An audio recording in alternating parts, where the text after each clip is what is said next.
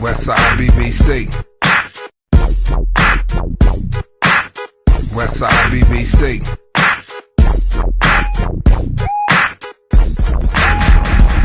I take a look at myself, I likes what I'm seeing. I'm far from conceited, just a fly human being. I dress, talk, and smell as if I want the world. Learn to steal and that's real once it attracts the girls. My sunshine, spend time, margarita twisted with lime. Half baked in these DC streets, and if you can't stand the heat, ain't got to tell you about the kitchen. Sin City living, how you twigging and itching. Stealing for a living, cause the city, the frequency is a hell of a stench. The city raised the Grinch, taught him how to steal and both sides of the fence. Gave him a gun and told the rabbit to have fun, not just counties, boundaries, mountains, time zones, 41 states, crypt in, 15 crypt in, and look at me mama, I'm still dipping, rest till I die, nigga try me, fuck a IV, they got 48 hours to find me, burn the whole crime scene, and all they know is he smoke good greens, and live by all means, with the heart of the whole team, you think it's easy to flip from sugar to shit, smoke up the scene and burn rubber and weed with it, designed for the 3 and the G in it, east side, you see the West LV represent explicit. And if y'all think I came to talk pimp shit, bitch, you got me twisted. It's 3-A-N-G-S-T-A period, and I just look like this. I tell them I just look like this. And Lord knows I ain't never been a punk about shit. I live the G-code where most of y'all niggas just talked it. Kicked in doors and pimped toes, where the G's at, cause this ain't the Lancey Street. Please believe that. Cause fucking with me, you get P shit, G shit, West Side 3 shit on 1P, bitch. My rock and roll, lock and load, and ain't no bluffing. When them niggas talking loud and ain't saying nothing. But I kick the type of shit that can break a bitch. Like a thief, anything I wanna take in it. Out of control, rock and skate with it. Left side, and Lord know I ain't no fake in it. I took my game from the streets and jump states with it. Gang remain the same, although the name changed cause they face strange. And if I got the gang bang, I burn rubber and weed and lead this bitch right now, man. From blue rags to tracks with hoes that attract tricks and jack dick, that's how it crack, bitch. Think it's a game, it's a fact, bitch. Fucking with Tone P, I'll get your bitch ass blasted up.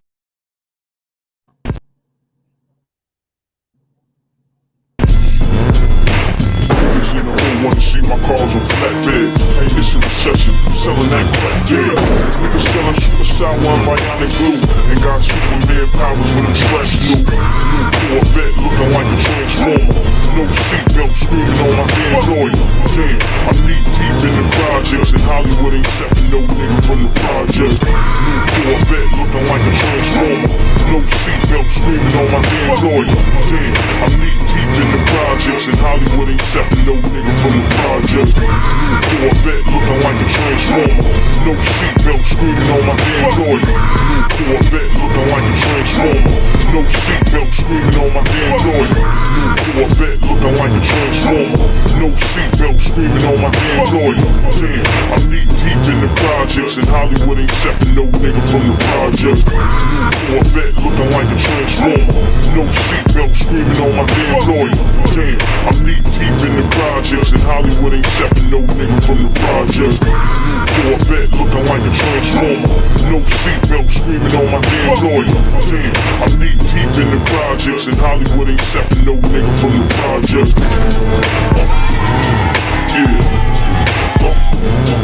Yeah. John Dillinger shit. Corvette looking like a transformer. No seatbelt screaming on my Android. Damn, I'm knee deep in the projects, and Hollywood ain't accepting no nigga from the project. New Corvette looking like a transformer. No seatbelt screaming on my Android. Damn, I'm knee deep in the projects, and Hollywood ain't accepting no nigga from the project.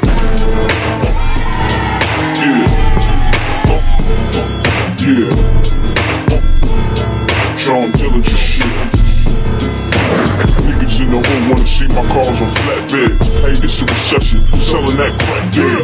Niggas selling super sour and bionic glue, and got Superman powers when I'm stressed new. New Corvette looking like a transformer. No seatbelt screaming on my Android.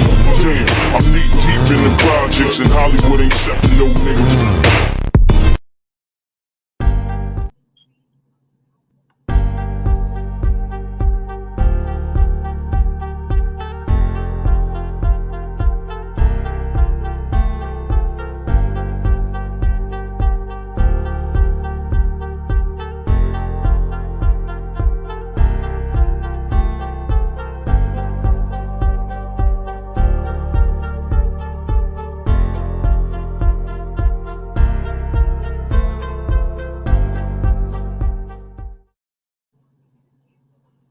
Good evening. Good evening.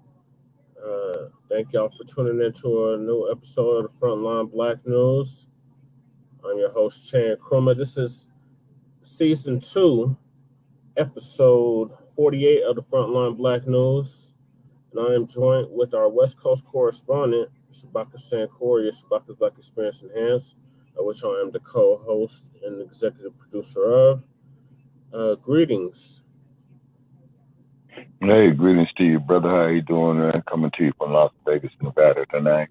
Also, to check out our podcast that we got coming up Tuesday, March the 7th at our usual time, 6 p.m.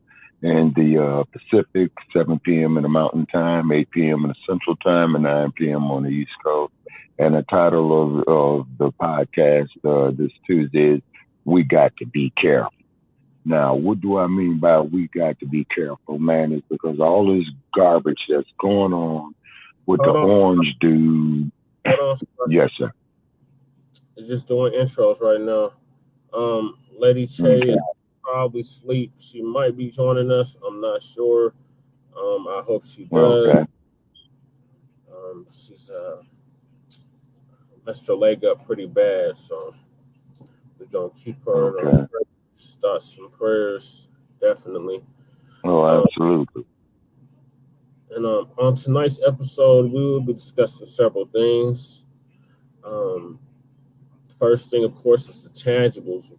This is the year in the decade of tangibles, Black family. We are demanding something tangible. Yes, sir. So any politician that's seeking your vote demands something tangible. I'm the only candidate that has declared that from day one when I filed last year in April of 2022. And here we are in March 2023. The election is less than a month away, or a month away exactly today. Yeah, a month away. And we gain the momentum no matter how hard they try to stop us, but including me. Demand something tangible for your vote, Black family. Stop just voting just to be voting. Stop just voting because the white man told you to go out and vote for so-and-so and you should support this and you should support that. No, Black family. If it's not something that's tangible, something that's real, that's substantive, something that's going to benefit you, don't waste your time with it, with these politics. Right. That's what it is, politics. This is not an election. This is a selection. So we're going to get into that. Right. Tangibles 2023 and Tangibles 2024. We might have one in us, Shabaka. We'll not have a what? A guest. Okay. All right. So then we'll do it then. So that's the first thing. Tangibles 2024, Tangibles 2023. The next thing we're going to be discussing is Chicago voters oust incumbent mayor. So we're definitely the feed. Hold on, Shabaka. Yeah. We're going to get an update on the Denver 2023 mayor's race, of which I am a part of and clearly still in. As of right. And who is being excluded and why? Right. It should we could really, like who's being included and who's not. If it's a democracy, everybody should be included. If you went through the proper paperwork and channels to get to file to run for office, then you should be able to participate, whether you're on the ballot or not. Yeah. If it's a as they're always claiming, but it's not. And they keep saying nowadays, saying for the longest, why is there so much money involved in politics? Shouldn't it be about the people? I'm like, man, you is new to this. You have no idea. Yeah, and then is what everybody forgets. So when it comes to that, I gotta finish the titles or the topics. Okay. The next thing is the Hidden History Museum. It's open, y'all. Shout out to Tariq Nasheed and the whole B1 FBA family for getting that done. Okay, in Los Angeles. Okay. We donated over $1 million to this museum. and it is looking nice. The haters is trying to throw shade, but if you ain't got nobody talking about you, then you ain't doing something right. So. No, yeah, exactly. And if you ain't getting hate mail, you ain't doing something right. If you ain't getting your account restricted, you ain't doing something right. Yeah, we getting all that over here at Front Line Blacc News, Shabaka's Black Experience Enhanced, and the Rebel Show, and all the other networks that we're all with. So that opened up this week, Shabaka in Los Angeles, your hometown, in the Jefferson district. Okay. Yeah, okay. In Jefferson Park, that's what they call that area. Okay, in the Jefferson Park district. Yes, sir.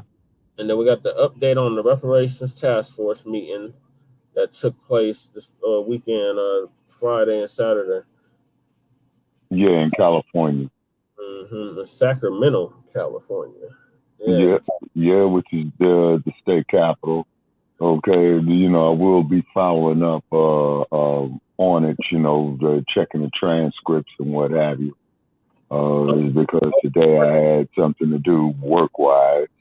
Yeah, Shabaka, we're gonna get to it if you stay up. And then we got last but certainly not least, like I was told today. Last but certainly not least, we got our Unhoused neighbor news and our Unhoused neighbor. Oh, absolutely. Absolutely. And then also, too, with Unhoused neighbor news, out there in Los Angeles, Karen Bass is doing what we knew she would do, where she had abruptly went down there and had tore down the homeless encampments, and she's sending the LAPD out there, with the LA Department of Sanitation. And it's a goon move, man. It's a goon move. Yeah, but Shabaka, we got people out here that's running for mayor that's want to do that same shit, if not worse. Oh, yeah, absolutely. Now, the worst part about it is where you're at, is that the mayor has more direct power there. And I would imagine it's in your city charter there in Denver. But whereas, the mayor of Los Angeles has very little power because all the city departments got commissions who have more power than the mayor. See, for all practical purposes, is that Karen Bass is just a figurehead there, but the real power of the political power in Los Angeles lays with the commissions of each city department. You see what I mean? And then, as you had mentioned, the former mayor of Los Angeles, Lori Lightfoot, she's shut down. She's through. Chicago. Yeah, Chicago. And from what I understand, that they got a runoff that's going on, according to our man there in Chicago, who has a friend on it's between Facebook. Johnson. Okay. One's backed by the other one is backed by the police. Can you guess which one? Oh, man. Well, yeah, we need those SARs for that one. You know what I'm saying? Yeah, we need those SARs for it. Yeah. Got to dive into these tangibles, Shabaka. So let me yes, sir, absolutely. 100. Am I sounding clear? Oh, yes, sir, absolutely, indeed. So, tangibles, decade of tangibles, Warren 20s of tangibles. 100 years ago, we had Black Wall Street. 100 years later, tangibles for our vote, all the way up to 2100, Black family. So back in yes, sir, 2020, our good brother by the name of Tariq Nasheed out of LA came up with the hashtag tangibles 2020. And in it, detailing the demand to get something tangible for our vote, especially when it came to the president. But it's in the state and the local. Right. We got to focus on those more so than the president and the federal. Oh yeah. Back in 2020, we had the presidential elections, and now in 2024 we have the presidential elections coming up. So we're gonna change 2020 to 2023, 2024. So the 2024 presidential elections are coming up, and foundational Black Americans are going to reject the 50-year-old malign neglect policy that has been implemented by the political system. This malign neglect policy mandates that Black Americans should be ignored and only mentioned in vague and non-specific terms. Lumping foundational Black Americans into groups with minorities, immigrants, people of color, etc., has only hindered the progress of Black Americans as a group while providing tangible benefits for other groups. In this election cycle, Black Americans are going to insist that our needs are specifically met by politicians who are seeking our vote. Foundational Black Americans want tangible benefits, specifically for us. We do not want trickle-down, secondary benefits that are provided for every group. Every group has not been systematically marginalized and disenfranchised in every area of society as foundational Black Americans. So we refuse to be lumped in with groups who often assist in the exploitation and disenfranchisement of Black Americans. So politicians must offer tangible, specifically the foundation of Black Americans, or we simply will not vote for them. Be sure to spread this message far on social media using the hashtag tangibles20. And now it's 2023, and next year it'll be tangibles 2024, and so on and so forth, all the way up to 100 Black families. And we've been spreading this message far and wide for the past almost 4 years, three years now. Yeah, past 3 years. No, it's been 4 years. Sir. Since in 2019 as well. Yeah. And we're gonna keep pressing it. So, what are your thoughts, Shabaka? Oh yeah, yes sir. We're gonna keep pressing it. We're gonna keep pressing it on Shabaka's Black Experience Enhanced. And also, too, check us out March 7th, this coming Tuesday, 6 p.m. in the Pacific Time Zone, 7 p.m. in the Mountain Time Zone, 8 p.m. in the Central Time Zone, 9 p.m. in the Eastern Time Zone. And what the title is that we got to be careful, okay?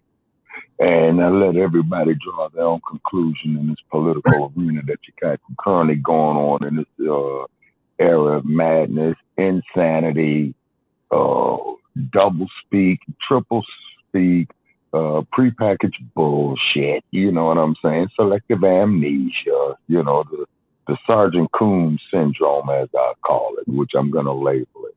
And we all know who Sergeant Stacy Coon is. He was the one who was the sergeant at LAPD during 1991 when Rodney King was struck over 54 times with police baton and was tased about 5 or 6 times by Sergeant Coon. And when Sergeant Coon had went up there in the trial, as he had stated, that he had no recollection of any of these incidents. And I find it very incredible that this man is a sergeant of a metropolitan police department, meaning that he had to take civil service exams, serve so much time, but he has no recollection of perhaps one of the worst beatings, that you ever seen on an individual by the police. You see what I'm saying? That got worldwide attention, is because I remember that they even have had reporters from Kenya that came all the way from Kenya to see, as that case broke. And then, of course, Daryl Francis Gates, may he rest in piss, shit, vomit, polluted water, and may he burn in hell. Because he's going to get up there and state to that bullshit report that was given to him okay, at Parker Center, and Parker Center no longer exists in Los Angeles. They tore down the glass house, but they built a more sophisticated police station right across the street from it. So, you know what that means. And Daryl Gates states in his autobiography called Chief, and the first chapter starts off with him, you know, getting the report on Rodney King, and he co-signs this garbage that Coon had stated, or perhaps the lieutenant out in Foothill Division of the Lapdogs, and it was Foothill Division where Mr. King was struck 58 times with a police baton, hit with a taser about 5 times. No paramedics were called to remove the prongs of the taser into Mr. King. Sergeant Coon kept deploying the tasers into Mr. King, pulling them out, reloading, and hitting them again. So he was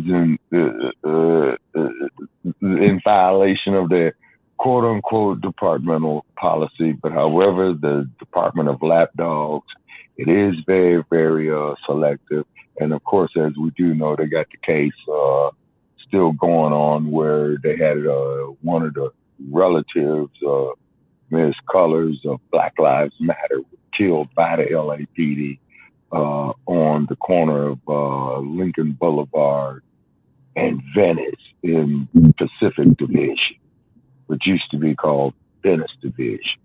And yeah, and that's the same place where Venice Beach is, you know, the infamous oceanfront walk, where they got a lot of homeless out there on the oceanfront walk as well, too. And I'm quite sure that Mayor Bassass is going to go out there and have the LAPD do the same thing out there through the departments with the commissioners of the Department of Sanitation and Public Works.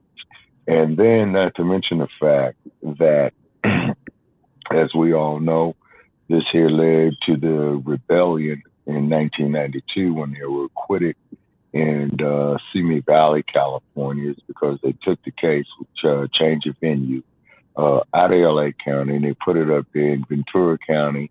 And quite natural, of course, that's one of the most ultra-conservative counties in the state of California. And then there was a sack of shit by the name of Ronald Reagan, where they got his raggedy ass buried up there in the Simi Valley.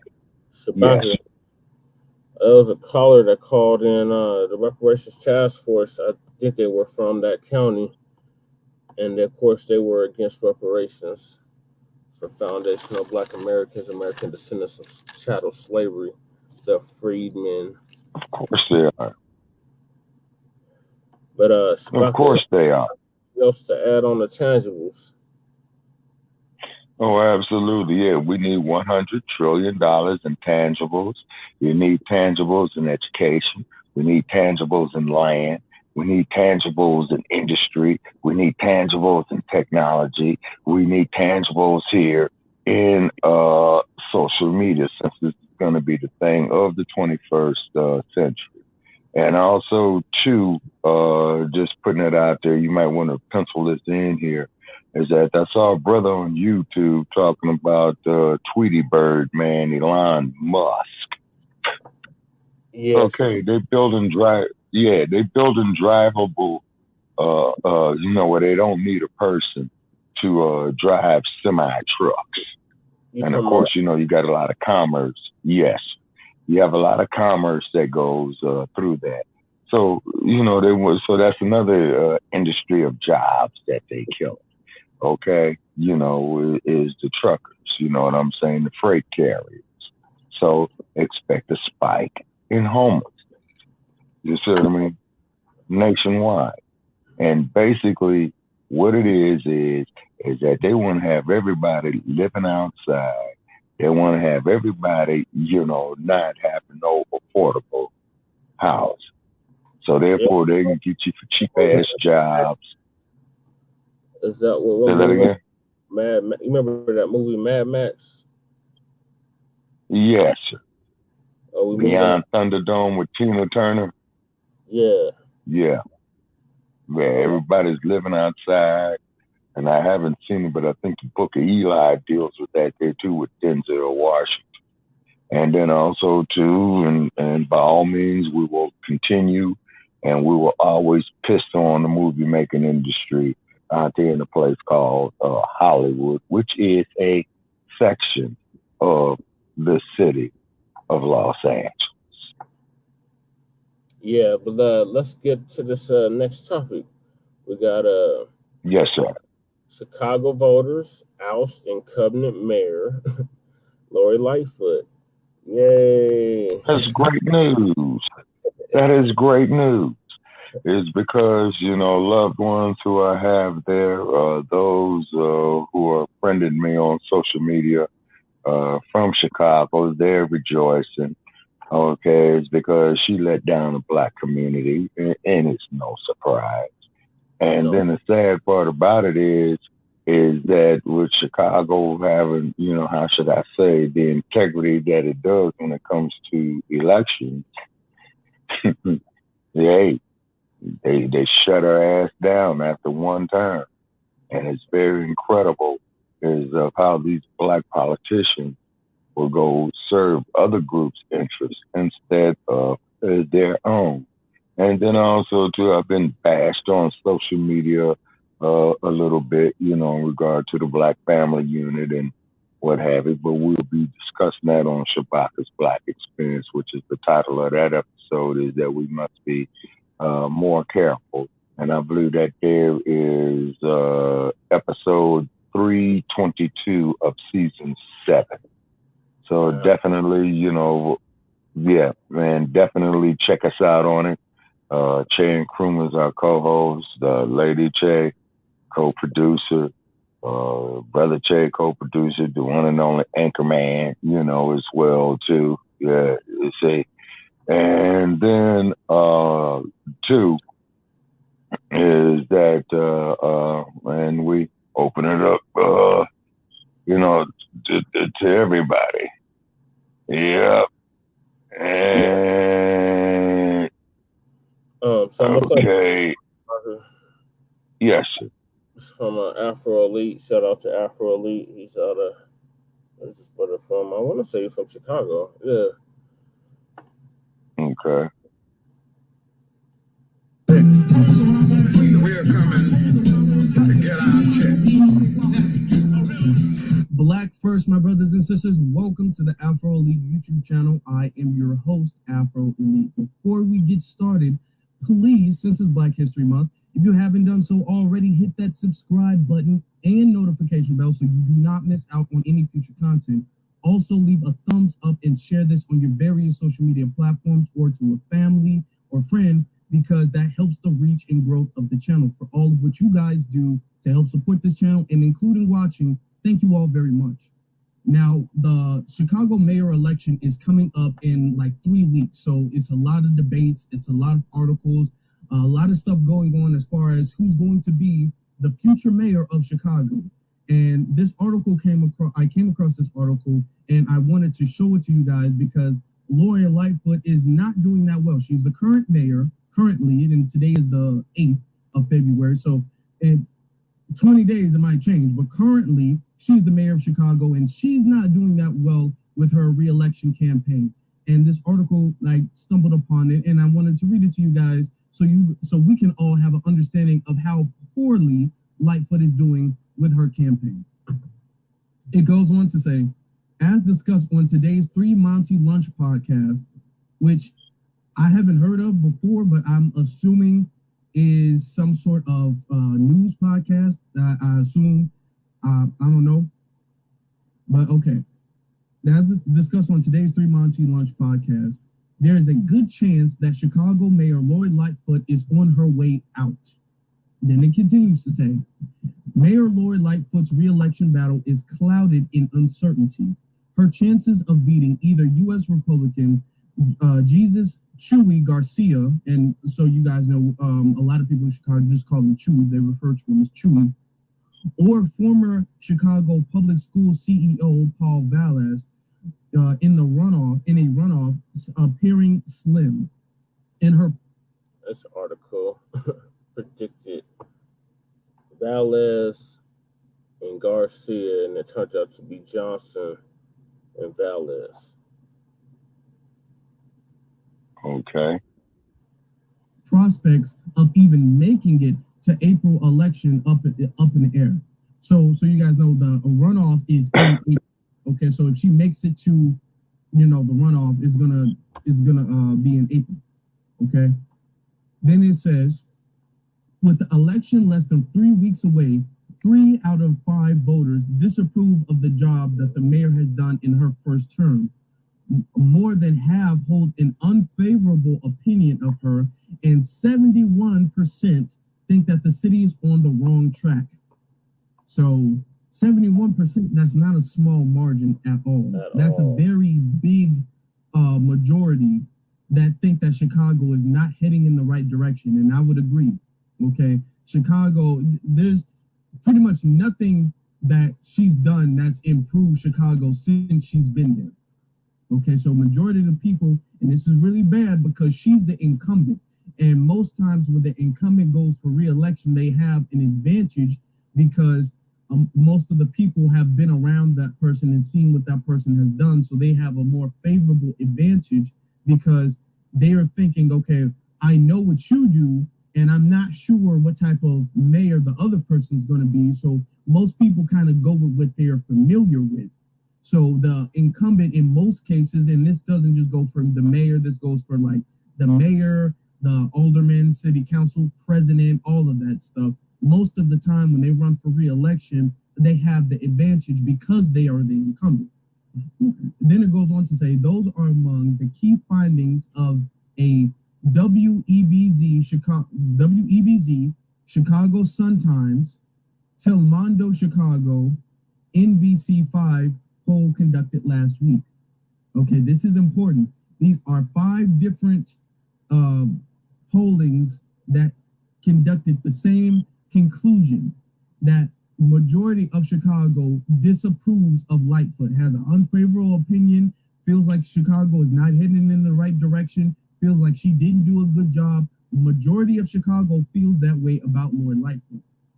Okay, and this isn't just one poll that might be a little slighted to one candidate, and they might throw a little shade towards Lightfoot, and so these are 5 polls, and of all 5 of these polls, they're concluding the same thing, that majority of Chicago does not like Lightfoot, and majority of Chicago most likely will not re-elect Lightfoot. Continuing, all falling within the poll's margin of error, Lightfoot, Garcia, and Valles were essentially locked in a statistically dead heat when respondents were asked whom they would vote for the February 28th election, if the February 28th election were held today. Okay, so I'm not sure when this poll was taken. It must have been recent, but I'm not sure when exactly the poll was taken. And when it comes to voting and polls and stuff like that, things can change drastically in a week. Somebody's approval rating can be one thing, and then the next week is a totally different thing. But from whenever this poll was taken, or these 5 polls were taken, most of the people said unfavorable things about Lightfoot, and they're saying that, they're not sure about Garcia or Valles, which I will say personally, I'm not a fan of either Garcia or Valles, okay? I feel like there's issues with either one of them being the mayor. So just because I don't like Lightfoot does not mean I'm giving my stamp of approval on Garcia or Valles. It continues. Chicago's mayoral election will be held on February 28th, and if none of the 10 candidates win a majority, the top 2 finishers will go to a runoff in April 4th.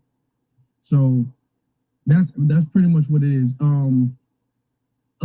People have to, the way Chicago, I don't know if all of them do this, but I'm sure pretty much all. But I'm gonna say on February 28th, that's when all of the voting is, people vote. Now there's early voting, but that's when people do majority of the voting is that day.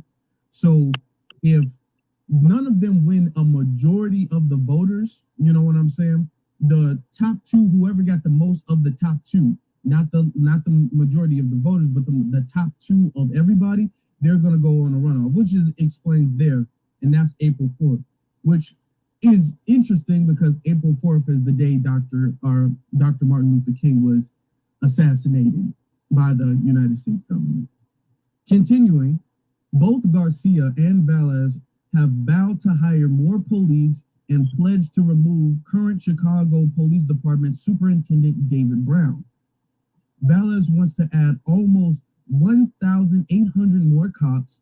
Garcia wants to add more civilian employees to free up police officers from administrative duties. Okay. Yeah, that sounds like mugs here. Yeah. Well, only thing I can say is fuck the police, and they need to disband them. Yeah, that's what I said. Yeah, yeah, that's what I said. I told them. You see what I mean? Yeah, because what these race soldiers is doing, people, let's be real, they declared war. And the sad part about it is there's so many of these politicians, except Brother Bears, Warnock, Hancom, Herschel Walker, Karen Bass, Lori Lightfoot. These are opportunists who are serving their own self-interest, and they're doing it at the expense of their own people. But the irony of the situation is that they're so blinded with prepackaged garbage, they don't realize that their asses are victims as well too.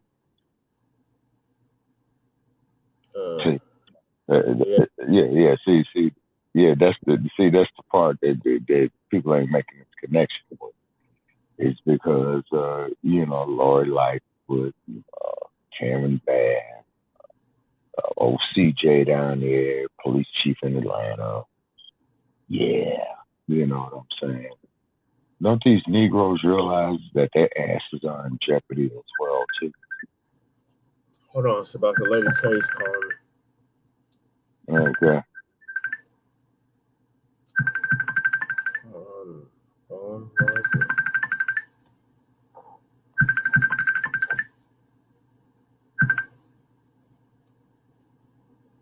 Yeah, we're live.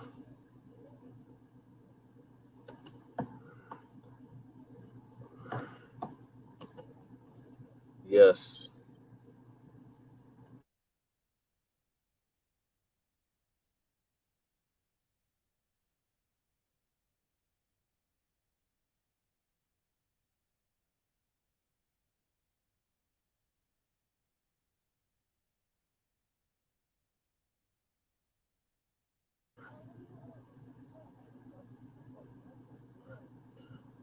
Shabaka, keep talking while I talk to Lady Che.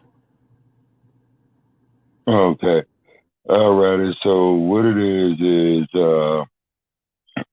that what's currently going on is that we have to be more careful of what we're doing, and then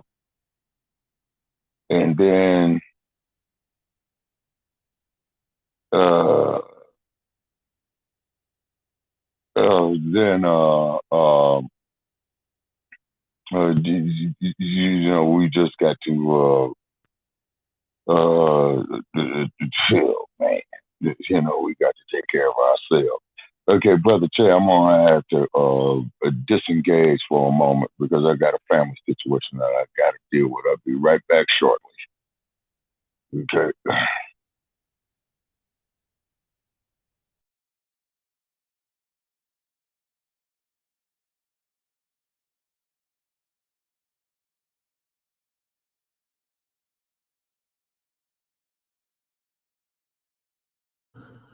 Sorry about that, Black family. Lady Che be joining us here shortly. Move us to back to the video. Democrats competing for the mayorship of a democratic city, but there are bad Democrats and worse Democrats. And if San Francisco voters can get rid of a district attorney who fails to protect innocent people from voters, can get rid of a mayor who has failed her city. Yeah. Not sure they won't, but then it finishes off saying,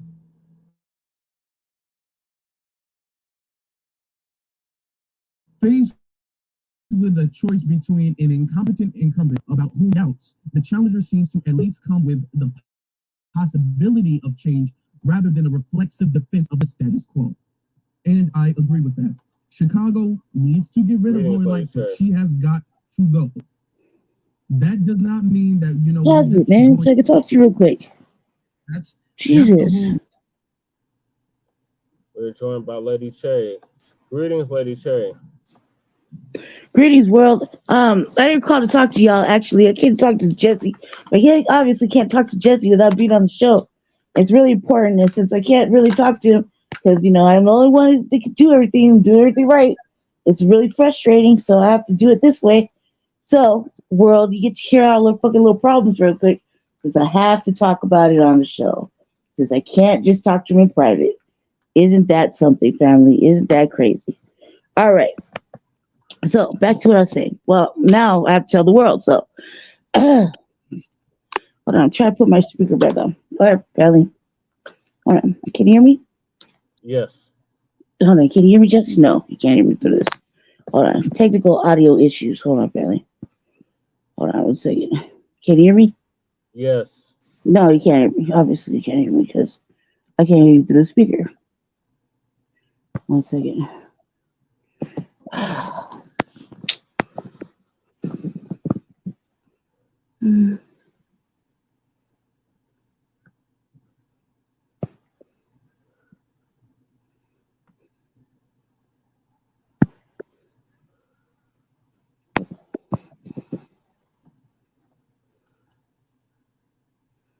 Froze up, Lady Che. All right. I'm right here. Hold on. Just 1 second. Just gotta fix it because it's not activating. Hold on. Power off.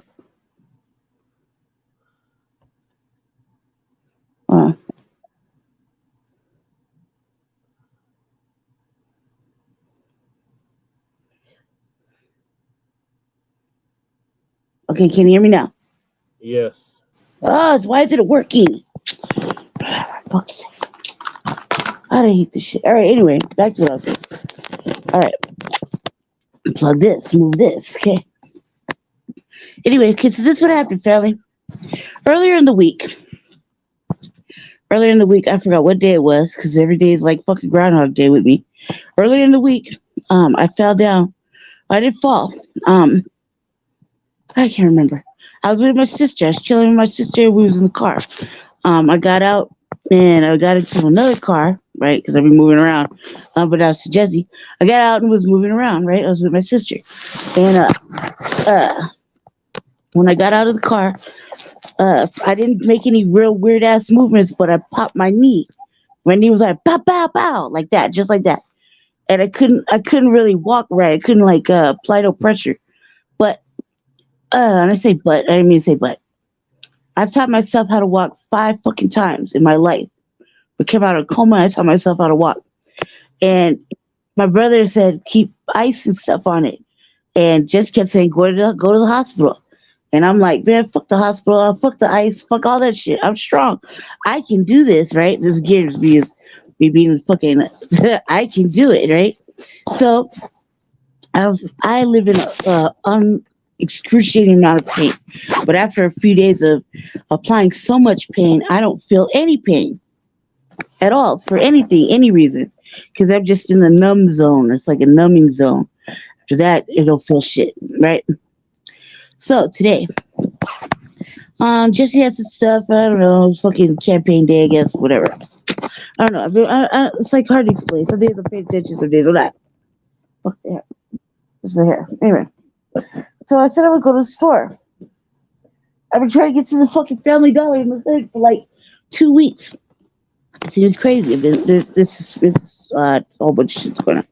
Anyway, so I back out in my little whip and I'm going to lock my door. I can't just, it's like you see if you see me all the time, you know that it's like difficult to just do. Sometimes it's difficult to do the simplest behaviors. So stupid. Well, nobody's here, so I have to close my door and lock my door. So I get out and I step out to step off my thing, and all of a sudden my leg dropped me. It's just from my hip to my knee, and my foot is like pow pow pow. And literally, I fell into my own goddamn door.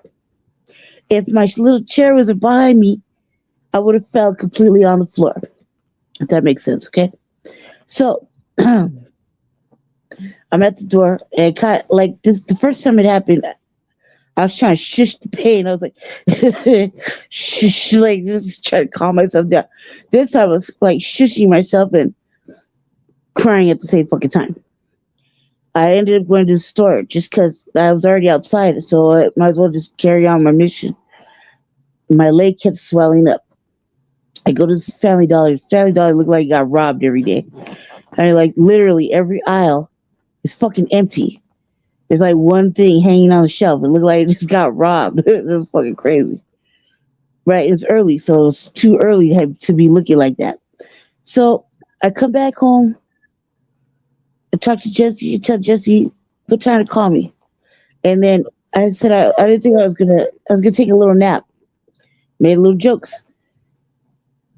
Well, when I was asleep, I kept moving around, and I kept applying pressure to my leg. I hear him calling, and then that's now this is where me and Jesse stay out of the conversation. So as did I call? I hear you calling me, cuz, and I'm trying to answer the phone, and every time I try to get to the phone and move my leg, I keep blacking out. So I got up right now. Nobody was here.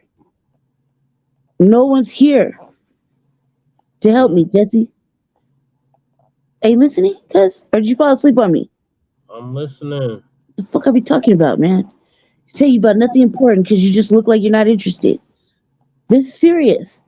Anyway, so I got up right now to get to the thing, go to the restroom, and try to pick up the phone, and I can't barely walk because, like, at all. Like, my fucking foot,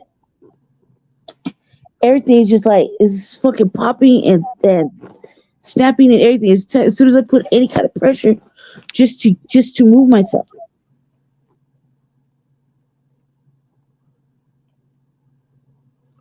That's not good. Hard pause. Okay. Good at all. I'm running a little low fever and cold. It's like the pain is just excruciating, but not only that, man, I can barely keep my fucking eyes open. I tried to make it to my computer and it can't. It just dropped me right here. Went to the restroom and it dropped me right here. Yeah, you're gonna have to go to the hospital, lady. Say, I keep telling you that. For what? Oh my god. We have Shabaka here. Huh? Shabaka's back. Anyway, I was going to talk to you about the show. Tell you about the show, but never mind. Carry on. Just carry on. Never mind. So you're not paying attention anyway. So moving on. All right, family. I'm gonna let just carry on. I'm just gonna sit here till I pass out like usual. Good. Not paying attention. Go. Welcome back, Shabaka. Go ahead. Hey, yeah.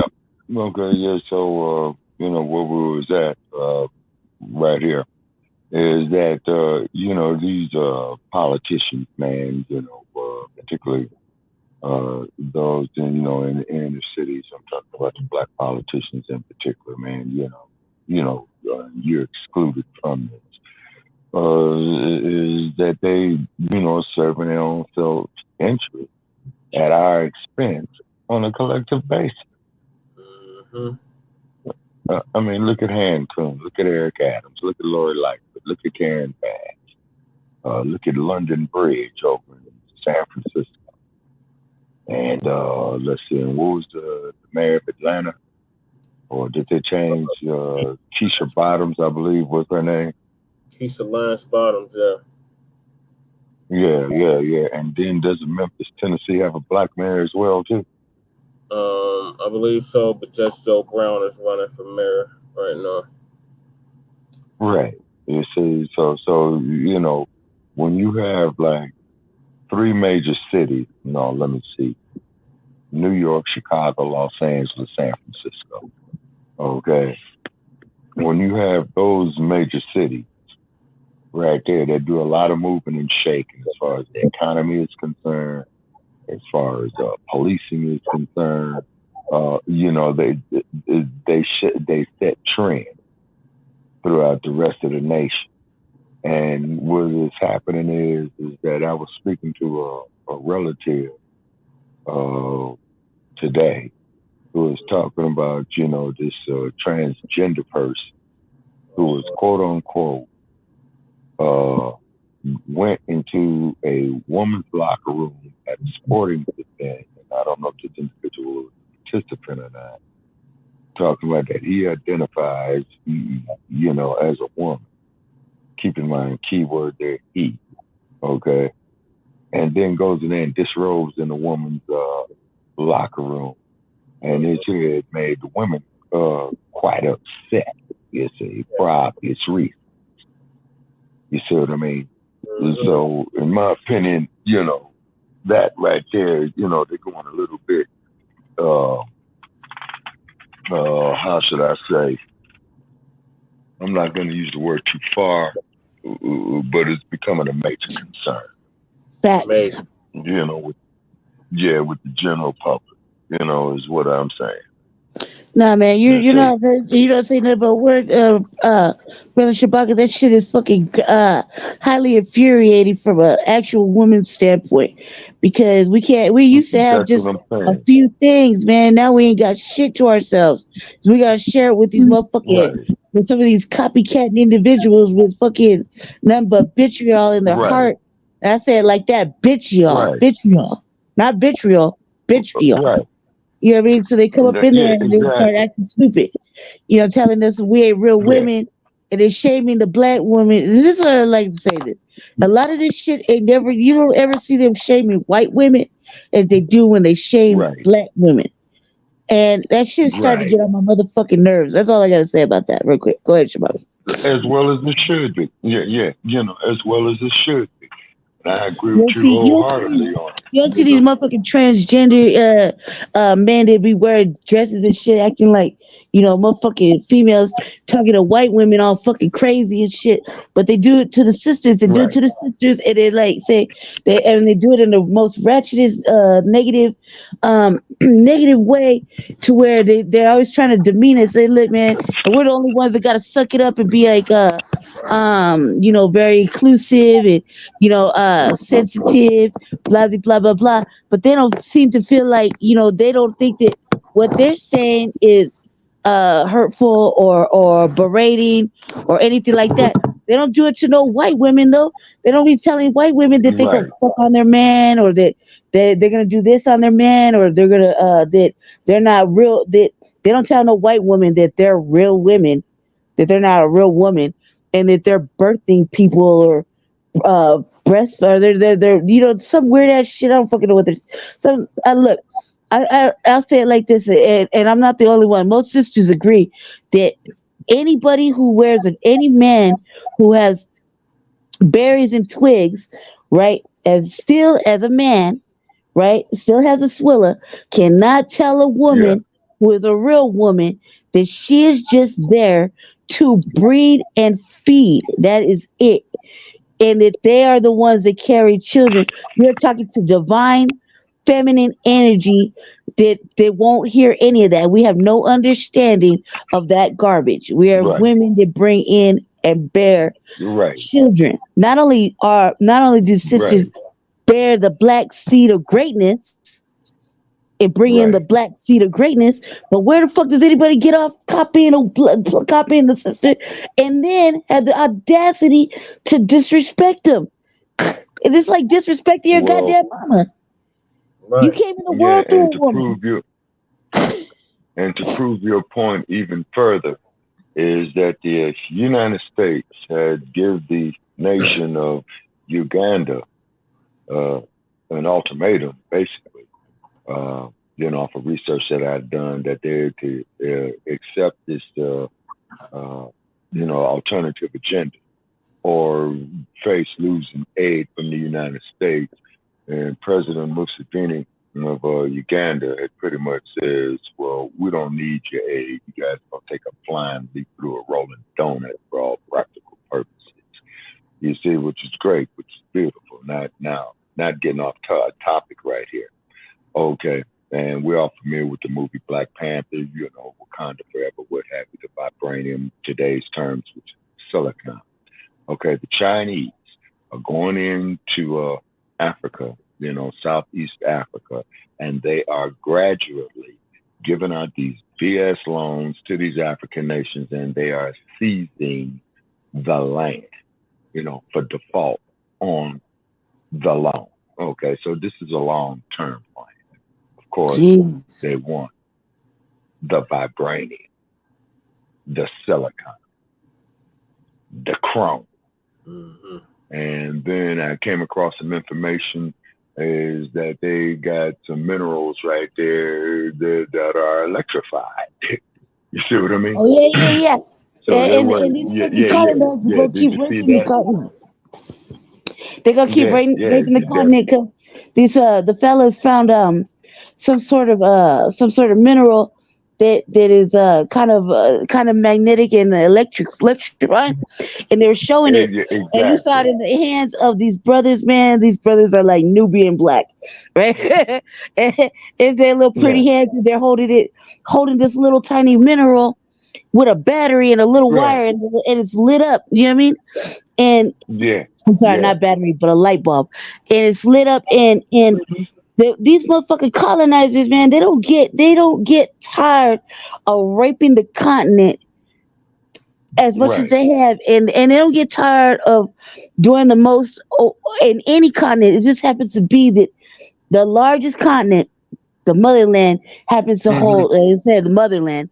Keep in mind, keyword mother, happens to hold every fucking beautiful thing there, and they won't stop raping it until Africa decides to put their foot down and say no more. You know what I mean? Well, and really guard arm that see, shit. funny you should mention that, okay? Because there was the guy that the Belgians killed shortly after I was born by the. We got a comment. Yeah, go ahead, brother. From Jay Millie. Jay Milliton out of Sacramento. He says, what's cracking? Just finished watching this movie about this young sister who was kidnapped and the mom found her alive. Now watching this doc about the missing black girls still out there. He said after he's done, he'll jump on.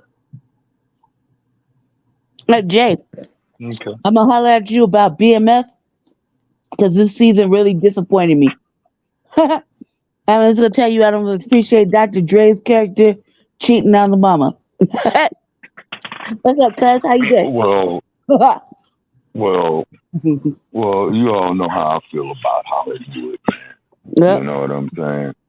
Yeah, but and they do not saying, but they did have the some of the reparations hearings there in Sacramento today. I watched that shit too. That I believe. Mm-hmm. Yeah, we're gonna touch on that later. I wanted to give Lady Chad to respond to the Lori Lightfoot being ousted. I'm glad Lori Lightfoot lost her position. That lady is atrocious. I mean, what she did, not only what she did throughout her term, but the fact that she allowed more immigrants to come up and flood the city. I was happy to do so, and then turn around and allow certain other things to happen in her city. Really showed her lack of leadership. None of that, but she was just trash from the start. So I'm glad she's out. Right. I wasn't following too much about who won. I hadn't really been able to keep up with the debate because we got our own. Our campaigning stuff over here has really kept me quite busy and overwhelmed with my thought process. So I don't know who won, but whoever it is, got to be better than Lightfoot. The top two are Valles, who's backed by the police, and Johnson, who's backed by the teachers union. Lori didn't even make the she didn't even make the runoff. So that's in a runoff now. Yeah, so their election's the same day as ours. I have to catch up Okay. and pick a prime player, but 90% of the time it's probably gonna be some Democrat they already chose. It's all Democrat. It's Illinois. Yeah, well, Chicago's been Democrat, man, ever since, when Mayor Daley was there, and that was in the 1950s. Yeah. And then, and then I'm coming across some information here out of Los Angeles about LAPD Chief Moore on the unarmed response proposal. And let me see here. Okay, LAPD Chief Moore on the unarmed response proposal 2 days ago. Lapdog Chief Michael Moore joined live for his monthly visit to discuss the Lapdogs Union on the unarmed response. Okay, so it's on a YouTube video, and I'm just trying to see some keywords out here. And he's saying that now they're also saying that he's director for the LA Police Federal Credit Union, past president of the Los Angeles County Peace Officers Association. Huh. Okay, well, this isn't going to be nothing good for us. So what we'll be having that there, on Tuesday night, where we got to be more careful. Lady Che out here, Andy Rojo, Chris Hansen. Oh, yeah. Oh, Trinidad caught COVID, so he ain't been able to, but they've been having them on the Zoom. What? Yeah. They just be making special accommodations for motherfuckers when they wouldn't make it for you. And I'm so fucking glad that you've been going down there forcefully terrorizing everybody to make them fucking pay attention to you. And I do want to say that little speech I wrote today was fabulous. Language. Oh, now we're all starting to speak the same language, and Terrence got excluded from the GES. We're going to get to that here shortly. Okay, so yeah, that is actually our next topic, so it's perfect segue. So I will say this. I wrote a brother on Jeff Bard's little program when he was streaming. I was throwing tomatoes at everybody, talking mad shit. And Jerry Burton need to sit his motherfucking ass down. For real, he said sit his drunk ass down. Like, he asked a fucking question and didn't make sense to nobody. And I'm not even the smartest motherfucker in the box. I'm real for real. I played it back in my head. I even stuck commas, semicolons. I did hard pauses. That question didn't make no motherfucking sense. That was like, I said, you need to ask them, are you bought and are you sold? That's what you need to ask them. Not, well, he said some retarded shit. We're gonna play the video. We're gonna play the video. So yeah, we got we've had several debates this past week, Black family. It's March. The election is less than a month away. And then whoever is the top two from that goes to the runoff. Man, brother Jeff probably gonna really kick me off eventually off his program when I just show up. Like, Team Paris is in the house in the chat. But then on the other hand, they have that tomato fucking option of emojis, man. I be throwing tomatoes like a motherfucker.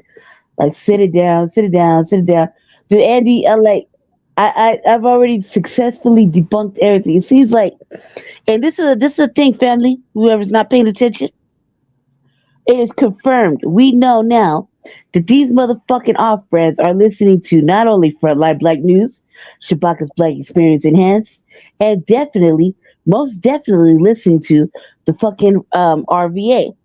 And, eventually, you fuckers are going to run this money back to us. Okay, because we don't like to be stolen from. We don't like to be disrespected online and at motherfucking campaign forums. So eventually, you fuck niggas is gonna be paying us back. That's all I gotta say.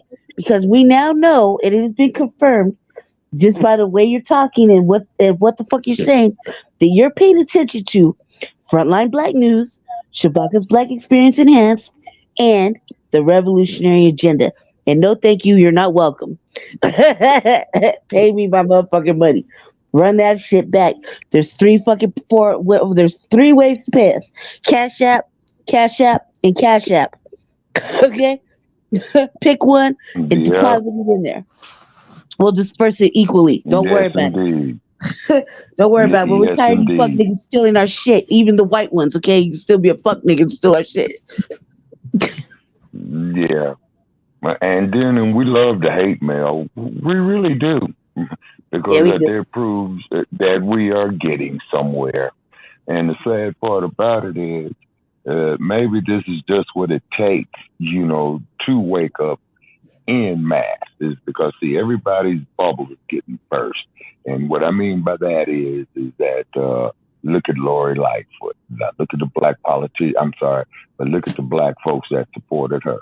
Look at Hancock of Denver. Look at the black community that supported him. Same thing with Eric Adams. Same thing that's going to happen with Karen Bass. Same thing with London Bridge up there and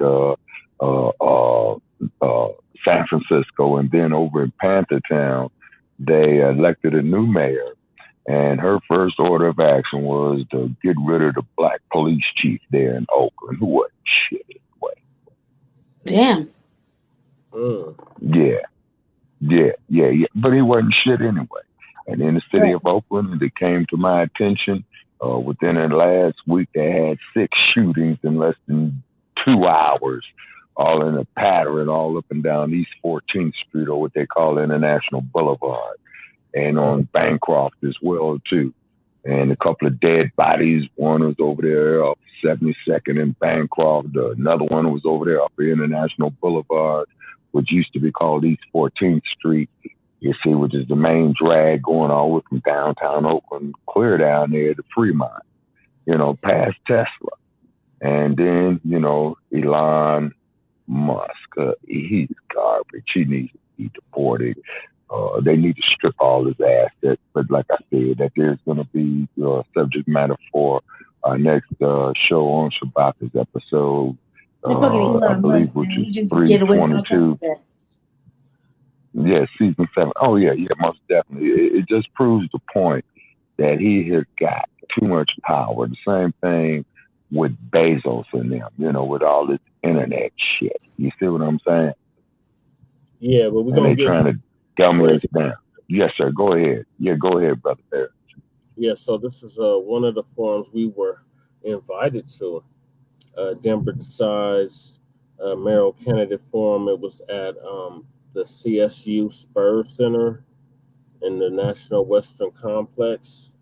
Oh yeah, I forgot that was yesterday. Just been busy like a motherfucker. I forgot. No, it was like yesterday, I think. Thursday. Okay, yeah. And I take it that's Colorado State University, right? Colorado State University, yeah. Just a new campus. Right. Because it wasn't there previous. This is brand new. It was a nice building. Okay. And then also, too, is that in California, they have the CSUs as well, too, California State University. Mm-hmm. So just letting our followers and listeners know, it's just a small difference between the two. One's in Colorado and the other one's in California, Right. Yeah, so okay. They invited all of us, because it's really 21 of us. They keep saying it's 17, but it's really 21. And they're trying to see who's going to get above 10% of the vote. These motherfuckers are about getting 5%. There's like 60% of damn near 60% of Denver voters don't even know who they're gonna vote for, and we don't seem to care. Wow. Yeah, that's bad. Yeah, that is bad. So this is me. Then I have to be more informative. This is me speaking. Yeah. That's behind me. Yeah. Man, just have to be more informed. Yeah, that's really bad, when they don't, how they dummy down the public. They stopped teaching civics back when I was in middle school, whatever. Mm-hmm. They don't teach civics no more. They ain't taught civics in like 20 years. Mm-hmm. Yep. Yep. Ill-informed, ill-educated. 60% of them they go started. 21 people. 60% who are they? No, this is white folks. And that's the fight. And these mother, who is that? She done raised like over $1 million. This fair election. Fair. Because it took long enough. Don't you find it funny though that today, when motherfuckers was talking about it on their little speeches, that they were like, I don't understand why we're raising all this money for. But isn't that what we were saying like in the very beginning? Right? Like when we was like we turned in our financials and they were acting stupid, and they were like, what the fuck is all this money being raised for? Yeah. Where there's people outside freezing and can't eat. You know what I mean? Yeah. Don't you find that often strange? They don't want to hear. This shit ain't fair. Yeah, I said fuck the fair elections fund today too. Except I didn't use no profanity on the Jeff Fart show. I was like, F the fair fund. Jared is sitting. Jeff Fart. I was gonna say Jared is sitting his black ass down and stop drinking. But I didn't say that. Yeah. $8 million taxpayers and millions of dollars, $8 to the wrong people. Yeah. Yeah. Yeah. Like it's really a game created for. It will take big money out, but no, it brings it. And these fools, it's a whole year to realize this shit ain't fair, and it's all about the money. Yeah, how much money can you raise? You won't be invited to this event. Yeah, see, so like that does not have an Republican. That's not having a public interest that hard. Right. No, and they only having this fundraising shit, and because you didn't raise enough money, that means you can't be viable to do these debates. But what it seemed like anyway, it doesn't matter because they just pick and choose whoever they want to have come and do these debates. Because sometimes there's only 5 people, sometimes there's 12, sometimes there's 17. You know what I mean? Sometimes it's like they just pick and choose who they want to issue an invite to based on their presence in polls. And I feel like this shit is just so disgusting. I'm like, the audacity. You people are talking about the unhoused. You're talking about this and that, but you raising all this money. You ain't put none of that towards any of the unhoused people. You don't feed them. You don't do shit by them. Right. We got even got no money to feed ourselves. Yeah. Yeah, this one right here, they had access if we had spent time with a house person or something in the last like 6 months, and majority of the hands went up. Yeah, I knew they were lying.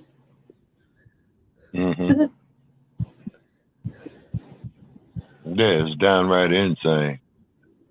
And then too, and keep in mind what's happening is that they're trying to get everybody so dependent, on these computers and these cell phones, smartphones, and all this old type of shit.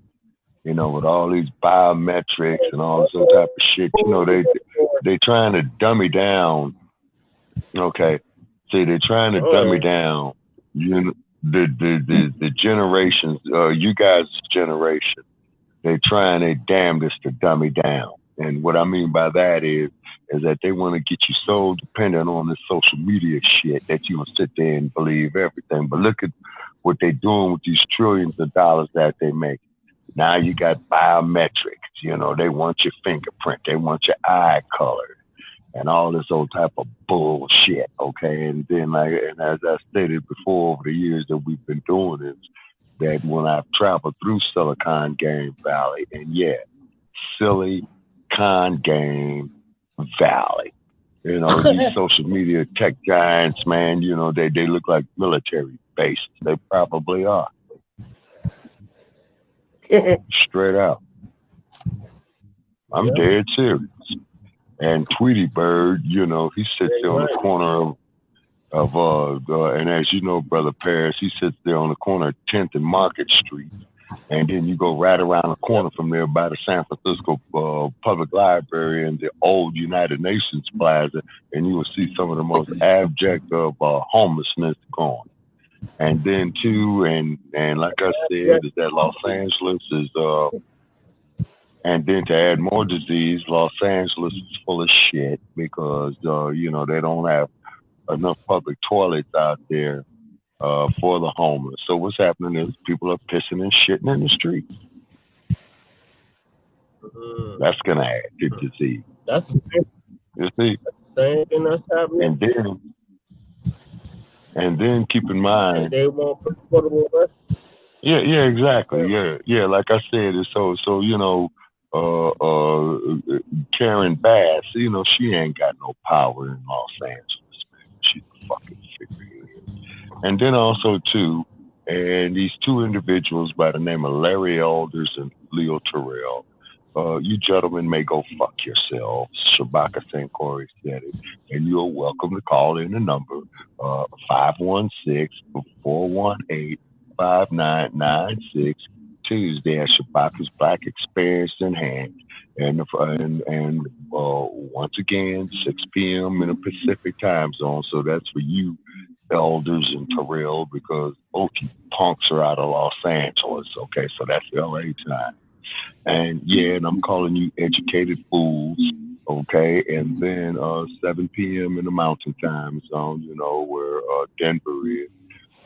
8 p.m. in the Central Time Zone, that's where Chicago is. And 9 p.m. in the Eastern Time Zone, from Detroit to New York. And definitely, of course, we want to give a shout out there to New Black Power Radio, Brother Dynamite, and of course, the Minister of Justice they have right there, Dr. Bay. Please join us here because we're going to go in because we have to be careful, particularly here with this pre-election that's coming up. Yes, sir. Go ahead. So, I gotta reset my Wi-Fi, so let y'all just talk. I'll leave the studio and come back in. Okay, you got to redo what now?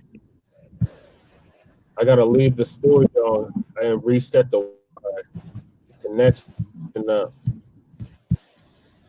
All right, well, go ahead. I got it. Oh, okay. I'll talk about whatever I can talk about right now. Or you go do that. Okay, yeah. On the elections. All right. Election. All right. I got it. Jesus. Okay, so all elections, which would be municipal and pre-federal elections that we're gonna have next year, and 2024, tangibles, 2024 tangibles, all the way up to 2100 and beyond. And so what's happening? I said it's too, Shabaka. In our city right now, in Denver, I was making this real outlandish statement, I like to call them little hot boy statements. I make hot boy statements, right? I just said it's mostly just to get a reaction, But I was making these little hot boy statements that uh none of these motherfuckers got a brand of their own. And when they steal our work, we know because they're stealing our words or stuff like that. And I remember thoroughly when people were like, my brother said I can't think about it now because the election's almost over and we had to end up becoming a writing candidate. You know what I mean? I say we, I mean Jesse. Right. So now that it's like almost like a free for all, right? So I started putting shit on the website, and I've been just doing it on my files over here because I didn't want nobody to steal our great. Well, let's say Team Paris's great fucking ingenious plans for fucking slowing down crime and car theft and all this extra shit, right? So I was like, right. because that shit pissed me off. The when the homeless forum came on, and stupid ass Terrence was like, "You troll me, brother." No, cuz we ain't trolled you. And then motherfuckers are like, "You need to listen to what Terrence is saying." Terrence needs to stop listening to what the fuck we're saying. Right. That motherfucker ain't got no brain in his goddamn head. But everybody's on this fucking tip like that we stole his shit. And then I'm like, well, shit, I could run my beautiful bean footage back all the way to when, I got clocked hours on my computer. Clocked hours where I done sat here for 3-4 motherfucking days typing up the Paris plans, right? 3-4 fucking days nonstop me typing from start to finish, and then having to read it, and then he'll say Jesse will say some more critical shit, and then I'll stop, and I won't start typing again because I'll be in my feelings. I'll start typing again like 2 days later, and I'll be sitting here for another 3-4 days because once I get started, I can't stop. You know what I mean? I'm like, I'm just real I like competitive, but I like to show my work. So I'll be sitting there and I'll run an idea back. I'll be typing. So I got like over 700 hours clocked time building the Paris plan, right? Not to mention just plan after plan after plan, right? Typed up. And that's just not the shit I put in on the website. That's just drafting up policies and shit, right? The work I put in on the website was another that's probably like maybe that's easily 100 hours worth of work. You wouldn't think so, but it is. It's just a lot of thinking and coordinating and moving this and moving that, and typing this and putting this here, cutting and pasting and making this move, adding video after video after video. There's a lot of motherfucking work put into our website, right? When I say our website is the most motherfucking thorough, heaviest motherfucking website there is out there. That's the most informative. And it has nothing but fucking material on it. It's a real life work. So I stopped kind of put a pause on the website and went focused on the policy stuff. And I was like thinking to myself, why am I gonna put this shit out there for, obviously it's for Jesse, but it's like, why am I gonna put this shit out there so that motherfucker can steal his work? And then not only did they steal his fucking work, his meaning mine meaning his, right? Not only did they steal it, then they go ahead and advance their chess pieces politically. Yeah, hey, did you see that in the background? Scroll up, did you see the background? Yeah, that's dope. I know, right? Black First Family. You see the background, Shabaka? You see the little boy on the background? Yeah, hold on. Let me take a look at it. Yeah, because I'm on this Bluetooth and I got I just picked the phone up. Oh yeah, right there. Yeah, you see the little boy doing the in the background? Right. Yeah. Right. That's dope right there. That means we stay to our message. We're all about black, being black, the black family, right? Black women, black children. Being little smart little black boys. You know what I mean? So all of that. We'll watermark it so you can get the copyright on it. Yeah, I put my name on the bottom of it, so it's like everything's written. It's way at the bottom, where you can see it. It'll say done by Brandy Marie Majors. You know what I mean? And I've done like 4 Okay. pages of this. So but this is the Okay. website. I've clocked over 500 motherfucking hours easily on the policy building of fucking. Everybody's like, do you have a plan? They're always talking shit to Jesse. Do you have plans? Right. Lee, you see all this stuff done, Jesse? Yeah. Right. On the side of work. It Oh doesn't well, you gotta move it up. I done put I put little messages out there. It's gonna have to be like They have reformatted. to back it up or on Zoom or something, so people can read the messages. But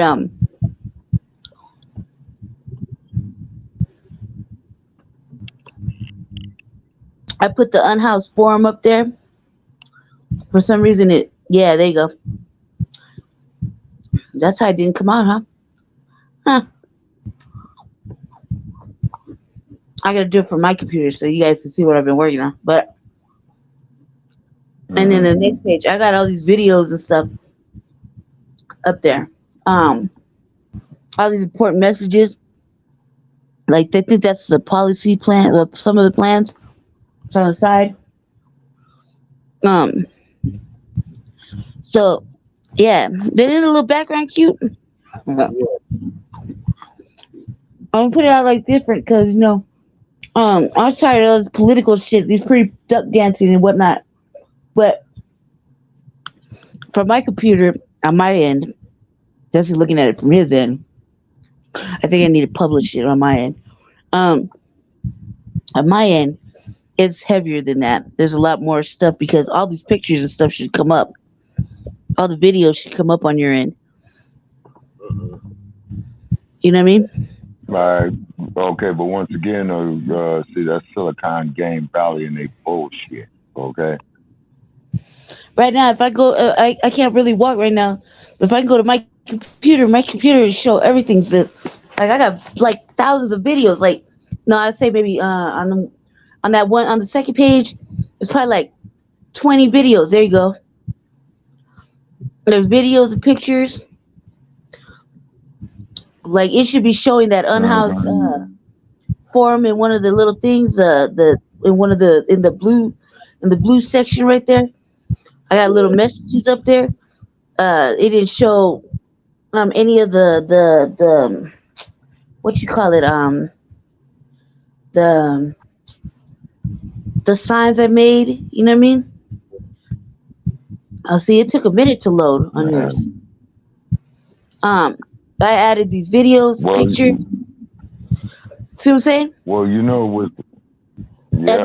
also do know. Yeah. There's nothing but black people all over this website. The only time you see anything other than black, non-blacks is way at the very back on the very last button where it says inclusivity and inclusiveness or whatever the fuck I wrote. That's where you see non-black people. But other than that, black family. I kept it simple as this. Everything is black all day, every day.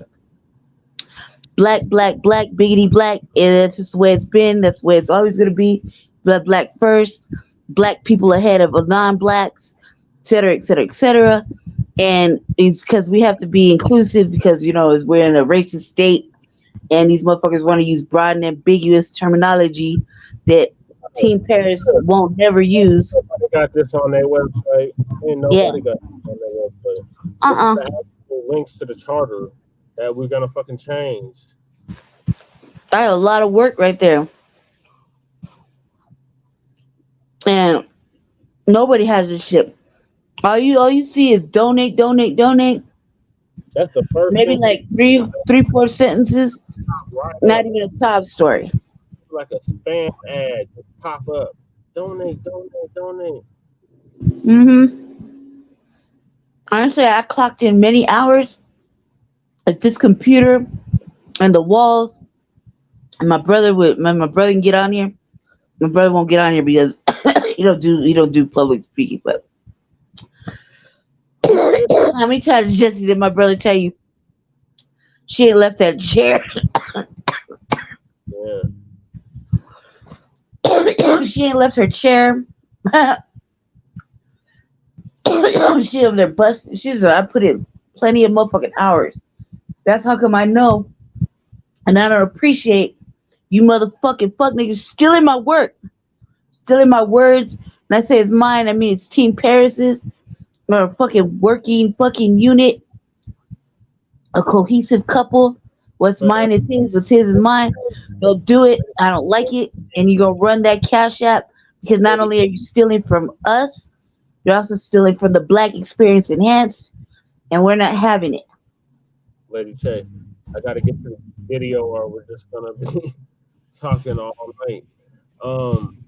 So this was the candidate forum at the Spurs Center. Where is that? Mm-hmm. So this is from Denver Decides. I ain't gonna lie, her fit was outstanding, fabulous. Micah, yeah, we love that damn yellow. And look, she looks so pretty right there. She's like the yellow look. She's like, it's very simple. You know what I mean? She wasn't like overly dramatically dressed. You know, her hair was nice, very nicely done. I was appreciating it, looking at it. She had a little fit on. It was all yellow. I was like, oh man, look at you. She looked better than everybody else. What the fuck up? What was up with Leslie? Leslie looked all fucking windswept and unkept. I was like, damn, bitch, comb your hair. There's no reason for you to look like that. She got almost $1 million looking like that.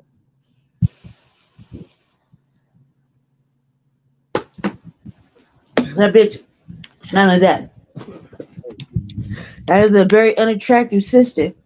Yeah, like you should see me just give a compliment to this sister, this beautiful sister right in front of us, right? But goddamn, Leslie, man, look like the bottom of my feet. Oh, it's just They'll be right back. Lisa, man, and Lisa doing petty ass shit too.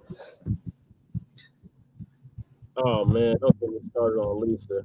Lisa was like, I was typing in motherfucking in Brother Jeff's show, throwing tomatoes at her. I didn't want to, but I was throwing tomatoes at her because it's not. Look, it's not a rip to fucking. Okay, listen, candidate, since you want to steal my shit, it is not a rip for you to go ahead and say I moved up and I'm number one leading in the polls, or me and so are matching and tied at the polls. No, the fuck you're not. And what poll are you reading? Right. I read the polls because I'm all over the motherfucking internet. I'm on reading. I'm on Newsbreak. Is this an imaginary motherfucking poll in your brain? Stop that. That shit is not a rip. Not only is it not a rip, it's petty as fuck. You look like trash saying it, and we still got a month left. About the Metro State 9 News, and there's another poll that added where she's up 5%. She's tied for 5% with Kelly Bruck and Chris Anson. You let every poll, if you let every poll dictate what goes on out there. There's one poll that said everybody only got 3% of the vote, and there's like 58% or 78% that's untouched and unguarded. And I was like, damn, well that's all us. That's all Team Paris. Don't you worry about that. It's gonna have a home soon enough. Like that. Now, don't you worry about it. We'll scoop up all the motherfucking undecided, non-committed votes. Don't you worry about that. We got this. That audience was not swayed. They said, dude, that fucking Leslie said today. She said, "Are some of you people, you came in here undecided? Are you still undecided?" Pause. Hard silence. Crickets. Right? And she said, "Come on now, come on." And I was like, "Bitch, how embarrassing! Sit your motherfucking punk ass down. They didn't choose you yet. They ain't chose you now, and they're still undecided." Right. Just before you gave your speech, I was like, that's what you call prepackaged bullshit. You see what I'm saying? Yep. Okay, because see, when fools like Jeff Hart, okay, do what he did to me, videos. I gotta get to the videos. Or Yeah, hey, trust me, okay. trust me, believe Shabaka. He censors the fuck out of me. I'm not even welcome in the cultural center. The fuck him. Okay, because that means you're speaking against the popular version of truth. Mm-hmm. Yeah, I so stand on it. You won't get me to backpedal. this is Micah Johnson from Southern News, and she was our moderator for the night. I like to mention I like this lady. She's so feminine and like real ladylike. I don't know. I just gotta say that out loud because you don't see a lot of like delicate, feminine stuff anymore. You know what I mean? I just gotta say that out loud. All these women have been acting real rough. She's all delicate. She's just welcome to and blah blah blah blah blah. And she's just a real like ladylike. Mm-hmm. And I was like, I like that. I like that. I was hand clapping this. I'm over here watching. I was like, God, this lady look good. Yeah, I was all over the place, but I wanted to get my point out there. So you're talking about Paul Farino. He's the other candidate from the Unity Party that decided to jump the mayor's race, unbeknownst to any of us.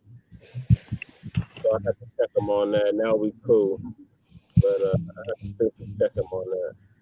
And, Who'd you check? Paul Farino. Oh yeah, that guy did a woozy. Mm-hmm. So just talking about him right now, and then I'm gonna speak. so after That's good for me. CSU and everybody that's So your internet is dragging like a motherfucker. Oh, here we go. That's right. Get them, Jesse. Oh look, they actually put your name on there. Yeah. One Black News. And look who's behind Mhm. me. Now, who is You can't that? even hear it. Because we need to do the lived experience. Yeah, somebody got feedback or something. Is that you, Shabaka? No, well, we got high winds out here in Las Vegas. That could be interfering with the signals as well, too. Yeah, I don't know. It sounds like it's a good sound. Are you on the blue? Jesse's hair is all wild as shit. Yeah, I'm on the Bluetooth. Yeah, you might want to disconnect because it's got some feedback. I bet you all the people that are up there, so like all the brothers up there, that don't have no hair, are probably like, this motherfucker right here, his baby fro is just up here working it, man. Like, yeah, I bet you they probably would have been like, what it'd be like to be 36 with a baby afro. Yeah, because they are in their 40s and 50s and shit. Yeah, I remember the time when I was 36 and I had a baby fro. I bet you that's what they're thinking right there. As they sit, as you sit up and walk around, look at his baby fro, looking all glorious and shit. Oh, I know, they're super jealous. You know they're jealous. Especially if you didn't let me pick it all out, put some conditioners and stuff in it, and then that shit just be flowing out. Oh man, they'd be really sick to their stomach with it. Okay, Shabaka. Then you take it off the do-rag and just kind of like whatever. You had to condense it down. Shit, that shit's on stretch right now. Mm-hmm. What the hell is it? It looks exactly how I feel. It was fucking. I was talking to Ambrosia man earlier. Like when we was kicking it, she had took her hair down and shit. She's getting ready to put in to redo it, right? And she's like, check this out, and I was like, her shit's like your shit, right? Except her shit was more conditioned or whatnot. She's like, this is 4C, blah blah blah blah blah, and I'm like, wow. I said, your shit's on stretch too, like that. And I was like, I said, Jesse, blah blah blah blah blah blah blah blah blah blah blah blah, right? I said, this little cotton ball. That's our 30 year. That's 30 year after us, little cotton ball, right? Okay, can you hear me now? Yeah, we can Yeah, hear you. That's Lady J. Lady J. Okay, how do I sound now? loud and clear. Okay. Lady J. All right. Are you on campus? Yeah, so was that Bluetooth. Yeah. I was like, look long and luxurious. She's hating on me. Everybody's like, not hating on me. She's like, it's your shit. My shit's all out. I was like blowing in the wind like a lion's mane. Lady J with the Yeah, feedback. boy. Lady What? J, Yeah. you got feedback on your end. What feedback? Cause there's nothing going on. Oh, On you your must be end. hearing the house fan. All right, I'm going. Well, I can't turn it off, so it's all the way across the room. Um, I'm just gonna put myself on mute then. Okay. All right, okay. Now, I'm still here. Okay, I don't hear it no more. All right, I'm gonna stay on mute then, cause it was the house fan. Well, as a member of one of the founding members of Denver Homeless Out Loud, I've been at the forefront of our unhoused neighbor crisis. Unhoused neighbors, that's my term. I came up with it. Right in a real revolutionary, real tangible change will come from a Paris community. Thank you. And that brings Only gave us a minute, 45 seconds. oh yeah, well that's how. Yeah, well that's how you know they're systemically going against you, and it might not so much be the other candidates, but the ones that got these other candidates on puppet strings. See, they doing this bullshit because you're not on nobody's puppet strings. Right. See, and that's what they not digging. You see what I'm saying? And you know, and that Jeff Fart, Eric Adams, Karen Bass. You see, these is puppet string type of motherfuckers. You see what I'm saying? Yeah. See? And that's why they're not gonna do shit, you know, for the homeless people. So this is the question. See, That's only. the police, Shabaka. Say what now? You'll see. Okay. So that's Lisa. That's our Kamala Harris. That's Wow, looks like they're related. She said she was Afro Latino today. I was like, oh, now you want to be black.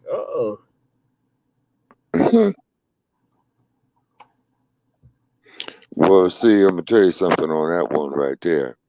As we know, as we stated on Shabaka's Black Experience and Answer before, your main slave traders were the Spaniards, the Portuguese, the French, the Dutch, and the British. And she was speaking Spanish today. I'm like, I gotta tell Interesting. I gotta tell Sekou she was actually speaking Spanish today, Pops. Mm-hmm. Trying to get the vote. I speak after her. taken over by multinational corporations. We move now to Jesse LaShawn Paris. What is your plan to improve public safety in Denver? Improve public safety. Great question. Yeah, so we can start by actually getting to the root of what policing is in this country. It's been based off of slavery, based off of slave catchers. The culture of the police has to change. If we're going to improve anything about public safety, we have to start there. Also, we can hire officers that have actually been trained in mental health and right. They have been what is it called? What is that testing?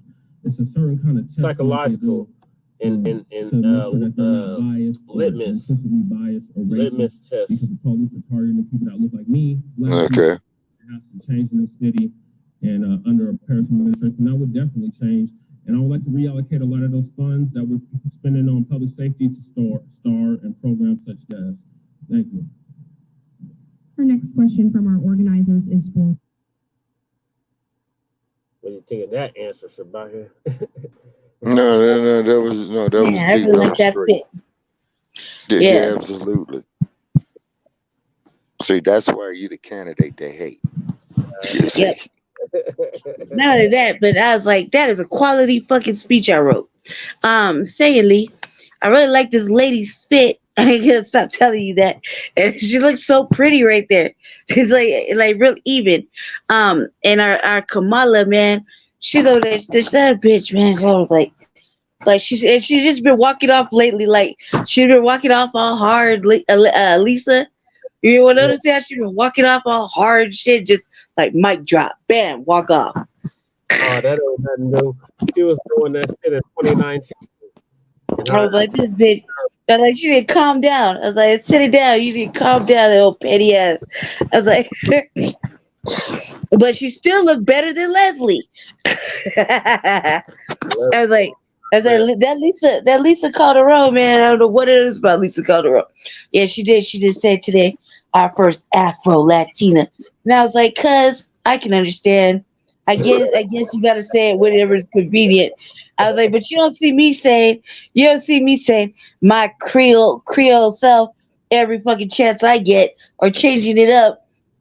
Man, it's not a rip. You just don't have to keep highlighting your damn The fact of the matter is, the race fact whenever of it the counts. matter is, She was the her only ass was still, like they was switching up her their ass was up. they be switching up their terminology for the different audiences. They don't be saying the same shit that they be saying to different Mhm. up. And that's Yeah. what I mean by prepackaged bullshit. You Yep. see, because like I said, regardless if it was the Portuguese, regardless if it was the Spaniards, regardless if it was the French, regardless if it was the British, okay, your black ass was still property. Now, let me ask you this, okay, as you know, Gotta get to the yes. video. Otherwise we're Oh, never gonna get to the videos. I'm sorry. Yeah, go ahead. So this one that asked me, I think it's another question. Yeah, asked me another question.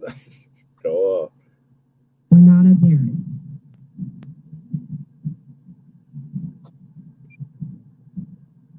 As mayor, how would you improve multimodal transportation systems in Denver Oh, before her, while addressing they asked me about the damn police or something. Yeah. your plan to improve public safety in Denver? Oh, that's what I just played. Okay. Stupid ass Leslie. Oh my God. There's Andy. God. Okay, here we go.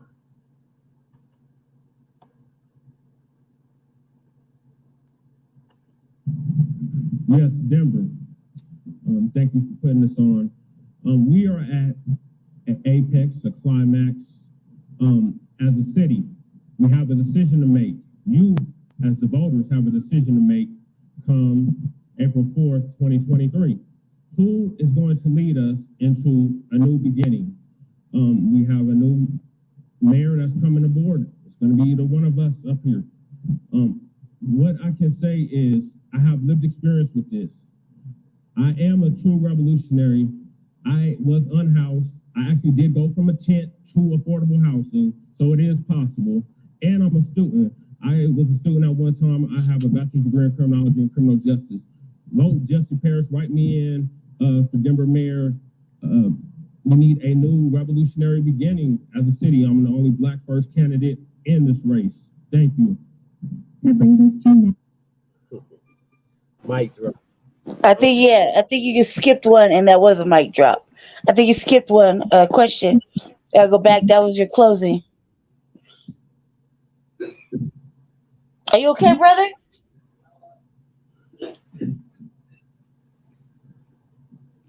You okay? Okay. Good. We followed apart over here at my crib. Little by little, me and my brother followed apart. Yeah, that was my closing. No, Mm-hmm. yeah, I think I'm gonna give me one question. Nah, I think they gave you two because you had to talk about something. I forgot what it was. There you go. See? No, it looks like you from over there. Yeah. No, I think I already played this. This is right after Lisa. Actually has empathy, sympathy, and Oh, compassion. Yeah. What was my vision for the city? That's what it was. Told you had a question. Good looking out, Lady Tay. I almost forgot about this. That's what I do, man. I just do the right job. The first place. So And to my tab. and I think it has a lot to do with how our progressive message of how we bring people together. So my first point of business would be hearing from city workers. They know what is working in our city and what is broken in our city. I support unionizing city workers and giving them much more of a say than they've had. Told you guys about the union. Endorse me. They must have endorsed our ass. And so I would also share power with our community members and our council and not rely on our strong mayoral system, which is from the Klan years. I think that Klan years. She said, which is from the Klan years. that bitch was like, that bitch, she just getting crazier and crazier as the days go by. Oh, now you're black. Oh, you said the Klan. Oh, shit. Well, I thought we were still black, still trying to roll your R's though, cuz you know that's not, you're not a natural. You're just saying you're saying Calderon and you try to roll your R's and shit. That shit ain't natural. She's like, Lisa Calderon. I'm like, cuz stop it. I speak English, Spanish. I'm part of like a little bit of Swahili, motherfucking Ebonics. Right. working on my krill. And so like I was like, come on now, you're a fucking you're doing the most. Like you are fucking doing the most.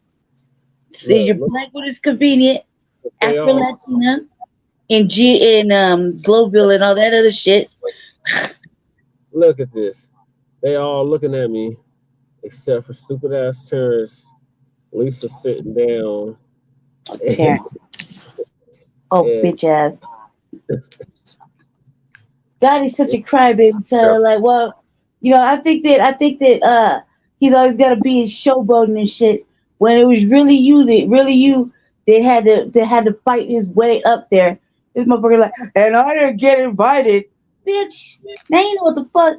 You know, man, just shut up and sit it the fuck down. Make your way up there and stop sending your fucking delegates. You know what I mean? Yeah. Like today he said his delegate, and that motherfucker was like, I thought if I closed my eyes, I thought Terrence was talking. It was like, is Shabaka still with us? Yeah. Yeah, I'm here.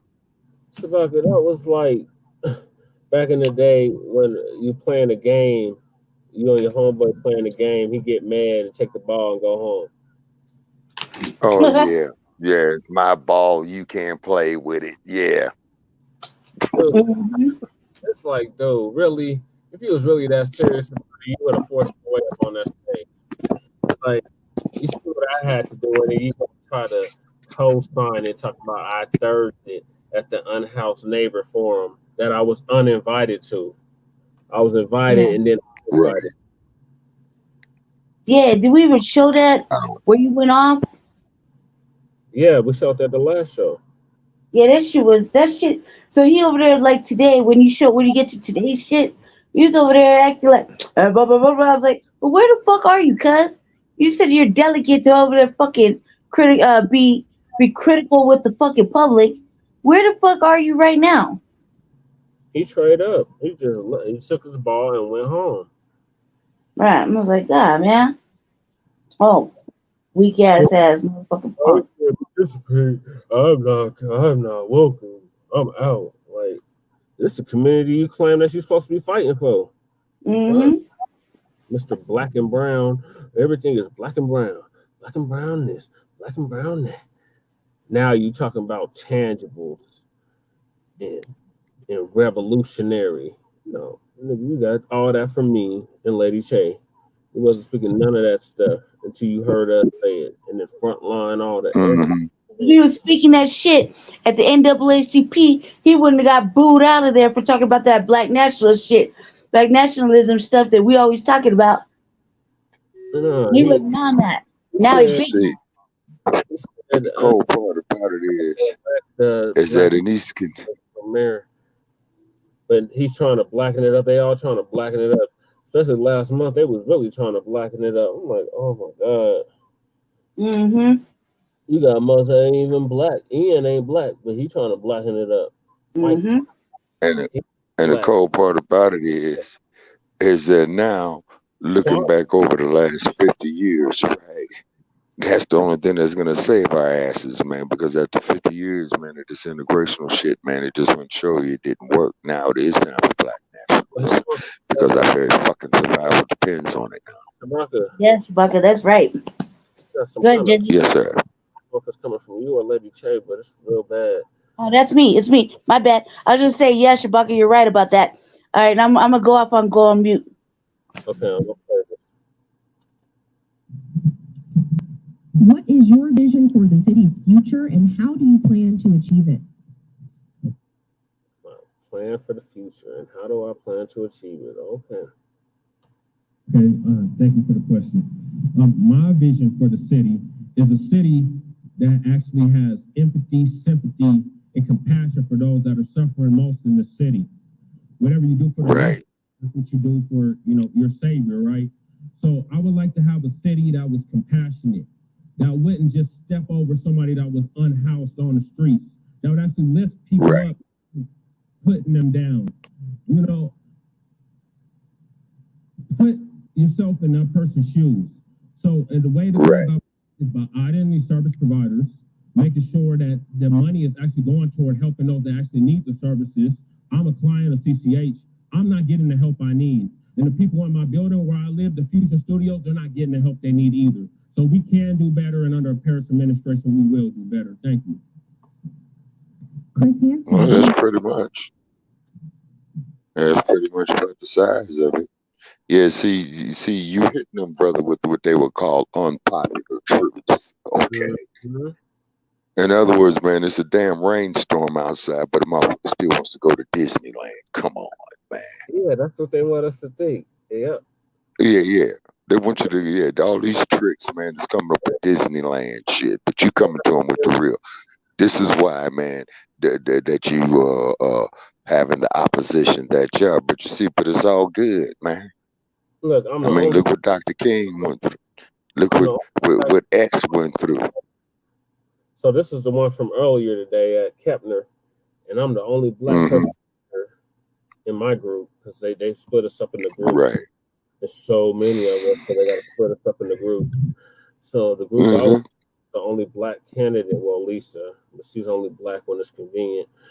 But I was the only like actual black candidate up there. And Wow.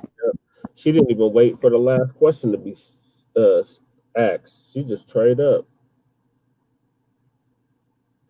What I would do if I was your mayor. Oh, I missed it. This mortgage is over with. That's Hilario. He cool. Hilario, he from our barrio. He from our part of town. So he Mexican. They think it's Okay. Or Chicano. He's Chicano. His family been here for some generations, but yeah. Wow, man, I haven't heard that term in over 50 years. Okay. The way the city works their down payment system is it's a second loan. But he's speaking our language. You go out there and you get a loan.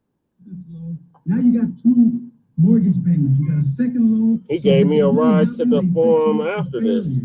We as a city need to put a program. Okay. We give them down payment loans that are not due until the first mortgage is over with. And if they have the house for 10 years, it's erased. It's gifted to you. That's how we're going to help the people. Okay?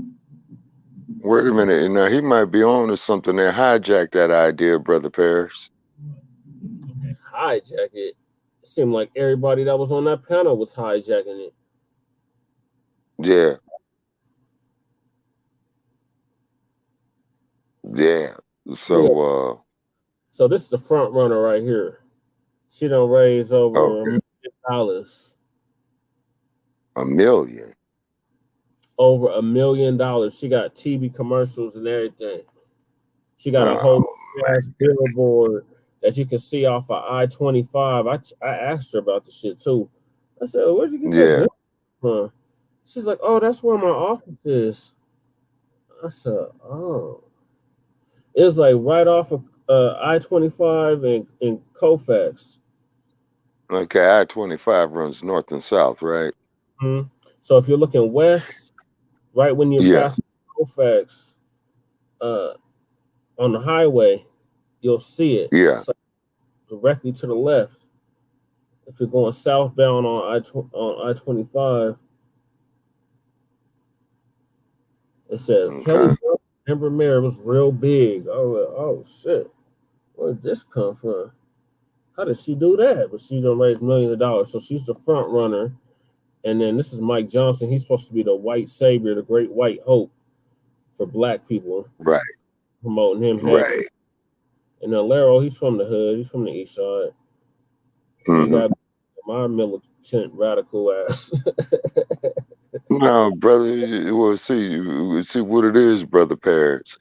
Your attitude is what is needed today, man. And I love that day where you say a new motion picture coming out, man, called Coons, starring a majority of these brain dead niggas.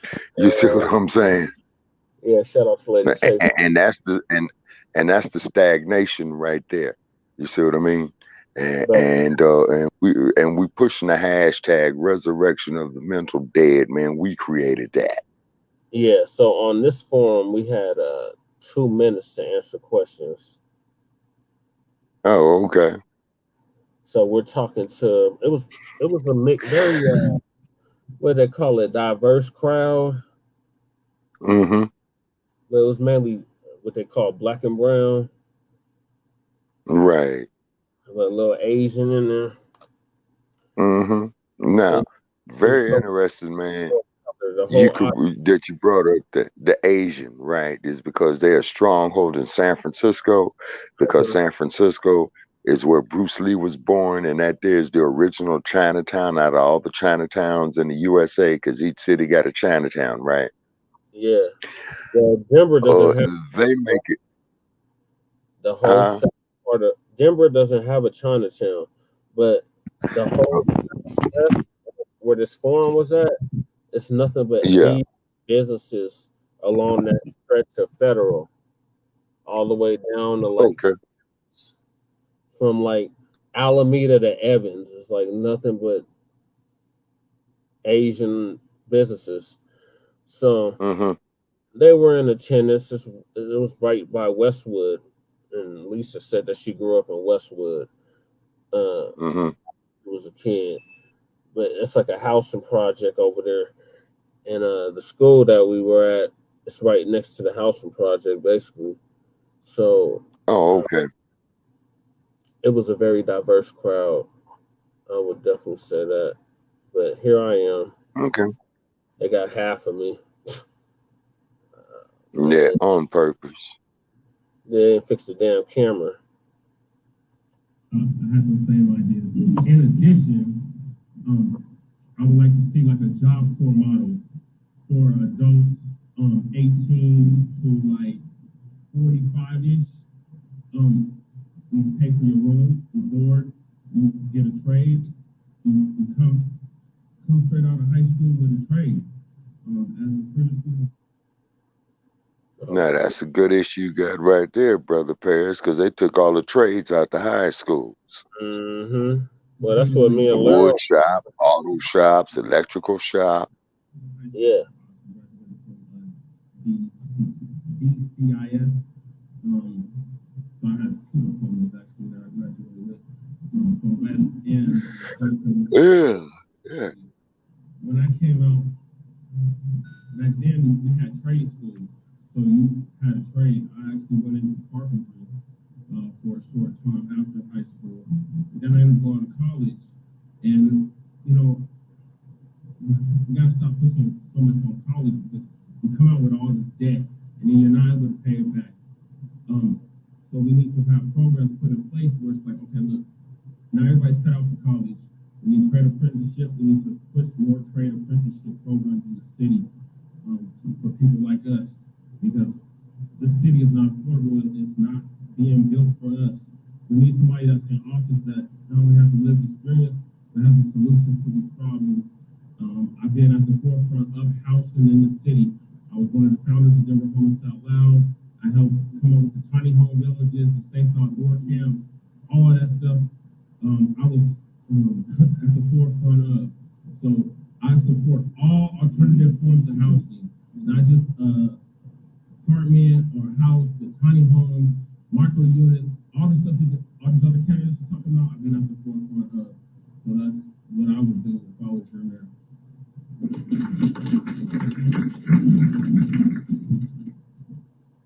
What you think about that, Shabaka? No, that's great. Yeah, that's great. You definitely kind of punching these fools. You know what I'm saying? On an intellectual basis. Yeah, I think because what you're doing is that what you're doing is, man, is that you bringing some inconvenient truths to them.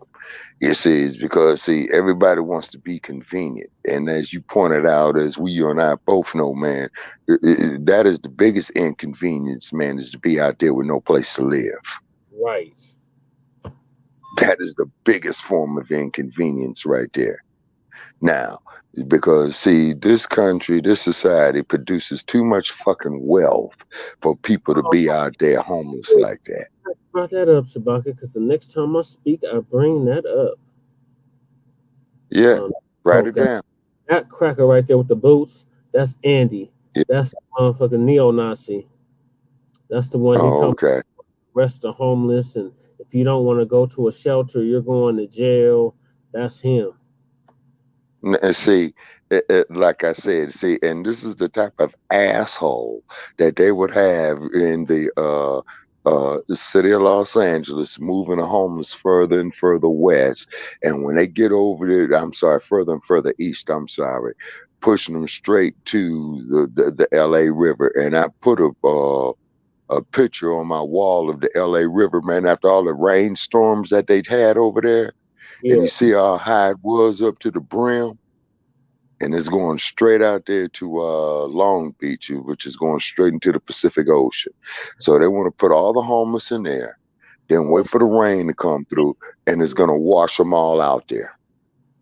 Yep, that's what they're doing. But and look how this cracker looking at me, Shabaka. Oh, yeah, with hatred.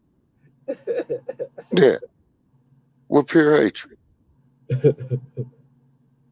See?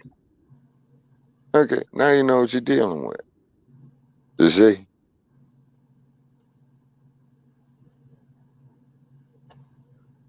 That's because he been getting called out. We've been giving him that work.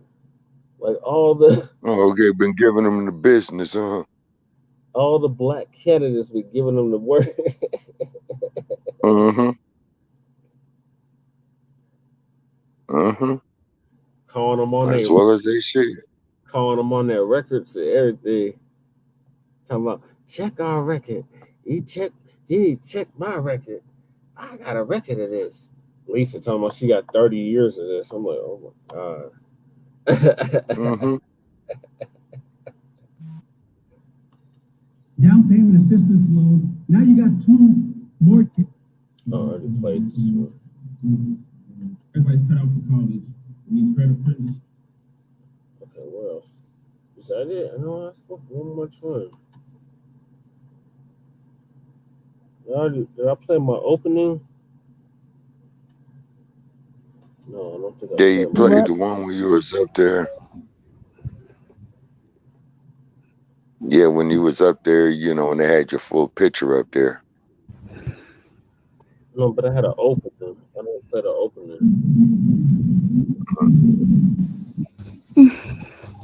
Gentlemen, again, we'll go through just another round of logistics real quick. Bathroom down the hall to the left. Water, food in the back. Look, you can't. All you can see is my leg. The format today. Yeah. Questions created by and for parents of young. And they got them 3 right there. Yeah. That we have a robust conversation. Candidates, as y'all were Mm-hmm. 2 minutes for each question, and then 1 minute per question for the community question. I'm gonna be holding y'all to the timer. I got 5, so I'm gonna be standing in the back if you need anything. Y'all all right?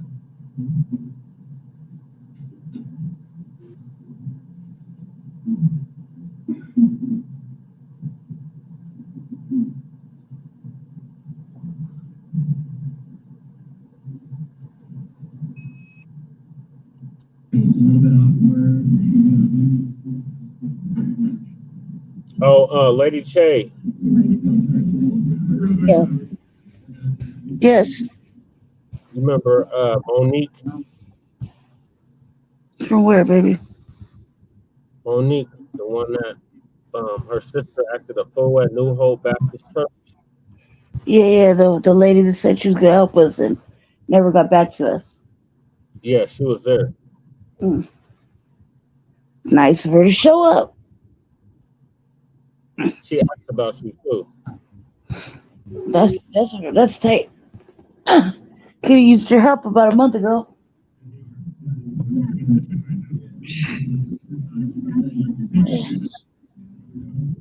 Um, babe, I'm about to pass out from the pain, cause like, how much further do we got to go?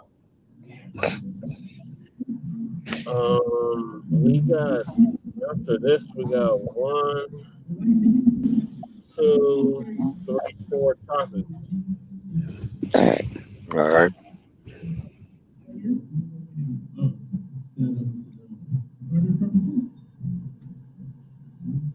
My name is Justin Deshaun Paris. I'm an East Denver native. I actually was coming here back in the day. Back when I was in high school, when my girlfriend's her brother went to school here. So I'm kind of familiar with the school in this area of town. I'm running for mayor because I want Black people to be considered first or prioritized first in the city. We've been passed a bill, and I put my hand in the ring because I'm tired of us being widely neglected and put to the back burner. Our issues are not being prioritized. Nobody is speaking out on our behalf. Thank you. See, he's trying to shut me down. Like, he could have left my damn statement, but no time. But that's what Well, because you're speaking against the popular version of what is truth. Yep, that's exactly it. And then this was this was afterwards. Mm-hmm. So Lisa, she got there early. She wanted to be the first one up there. Look at her. She had just that other event because she was on the panel with us. Okay. She rushed right over to Bruce Randolph. I have my mask on. I think we should have our mask on. I've also been told I look much better with my mask on. So I'm going to fast forward to the end because this is a long ass video. All right. Say the best for last. Oh, yeah. So they're giving their little closers, and then after that, we go on. Mm-hmm. The other candidates that weren't invited, that stayed. Because the arson, he didn't stay. He took his ball and went home. And brings back a promise for all of our communities. Thank you very much. Ian. Thank you again for hosting this. It was wonderful to see so many of these groups that we've done the work alongside hosting this. It's such a critical election. Climate crisis is worsening. Homelessness is on the rise. Affordability is going to the wayside. We have a choice to elect leaders who've been doing the work alongside you. Someone that you can trust to do the work with you, because together we rise. I was an educator. I worked with the public defender, the mayor, and city council. With Green Latinos, I've delivered huge wins for this community in Louisville area, Swansea. It's time for us to pick somebody who understands how necessary it is to bring regional cooperation from Commerce City and Denver together to truly harness this once-in-a-lifetime opportunity of federal and state investment to intersect environment into all the solutions we need. We can center. Oh Lord, he said that damn intersect. I was with you until you said that part. I'm like, God damn it, Ian. And Ain't no friends in this race about here. No, no, politics is dirty. Oh yeah. Hmm. Yeah, Yeah, what politics. You happened? know. No, Jesse's coming to him with the real, and they giving Jesse the business. You know, thinking that they're gonna shut him down, and they're not. Because I noticed that nobody is directing the issue where you say black first, man. Nobody's coming out there saying that directly, you see. Oh, they're talking in broad, ambiguous language. Yep. Exactly. Broader, ambiguous terms. Exactly. You see. But you coming out there, you know, directly with your message, you see. And this is what they cannot stand. I'm on You see. like Andy is polar opposite of me about future, check our future, talking about white people. And I'm on the other side of the spectrum, like, yeah, save all black people. Damn it. Say preserve a future for black babies. How about that? Right. Exactly. You see. They don't want to discuss that. Why? Because it's a sensitive issue, meaning real issue. You Oh see. man, this alien looking motherfucker here, this is Kwame. And he's the owner. He's supposed to be the owner of, Wait. Before you get to Kwame, I was in the chat, right? I was over there, brother Jeff. This is Jeff shit. I was like, he said, close our eyes. I said, if I close my eyes, you're gonna melt into the floor. And yeah, I that see. buttery ass almost matched the fucking wood on the floor. Yeah, Oh, I laugh by it. circus act, huh? Oh yeah, and they were still undecided. They were still undecided after hearing those six rat. Damn. They were still and these are supposed to be the You gotta runners just get to Leslie's part, dude. Get to Leslie's part. 'Cause Leslie's part was funny as hell. for closing. Ask that question. Which one though? So I many think it questions. was the closing. Oh, so she trying to outdo Lisa. So Mm-hmm. they tag team against each other. Who can one up the other? Mm-hmm. Stupid ass Kwame. Oh my God, Kelly Bryant, Mike Johnson. Mm-hmm. That's when the students came up. Yeah, Mm-hmm. Leslie, why would you come dressed to a forum like this? Look at her. She got some gym shoes on. She got Damn. all right coat on, Mm-hmm. and it looked like sweats on. Mm-hmm. And then Lisa over here looking like she look like Carmen Sandiego or something. Mm-hmm. Where in the world? Where in the world is Carmen San Diego? They Yeah, I remember that show. grabbing their head because we got the headpieces in for the interpretation. Mm-hmm. It's interpretation. Right. I'm not even gonna front. I think it was just black people that really enjoyed that shit. Because it's only black people that ever bring it up. And we always have a catchy way of saying when we're looking for somebody. So that's half. That's Mm-hmm. half of the crowd. There's a whole nother half on the other side where I was sitting.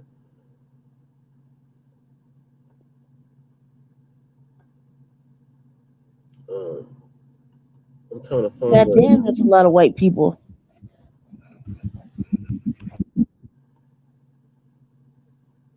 That was one half. The other half. Mm-hmm. This is probably it right here. Day hard to make sure that we're holding our gross polluters accountable and running millions of dollars. But I make no mistake and no qualms about saying that two people on the stage. Thank you. I'll use my card. Okay. That two people on the stage. They had got these goddamn cards. Remember that one debate where they had the fucking cards and we just kept rebutting each other? Like, no, that's a rebuttal. Mm-hmm. Rebuttal that. No, you said this, but da da da da da da da, that type of shit. So they were using the cars to keep talking about another candidate. Have been doing the work representing you at the Capitol and at the city council. We have been listening to you all through your leaders like Ian Sequoia and yes, Mr. Calderon. And you should have called me out, bitch, because I've been at the forefront of all this shit before y'all even thought about running for anything Denver related. I've been working very hard to make sure there's representation. Make no qualms about it. And so in my administration, we'll make sure that the community leaders are at the table advising us as we move forward. Okay, thank you. I was Councilwoman Sandoval's designee on the Parks and Rec Board because DES did not have. Oh, speaking of her, she was there. Are y'all still with me?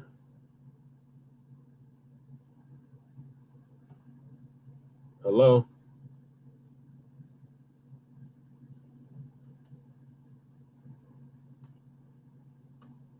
Can y'all hear me?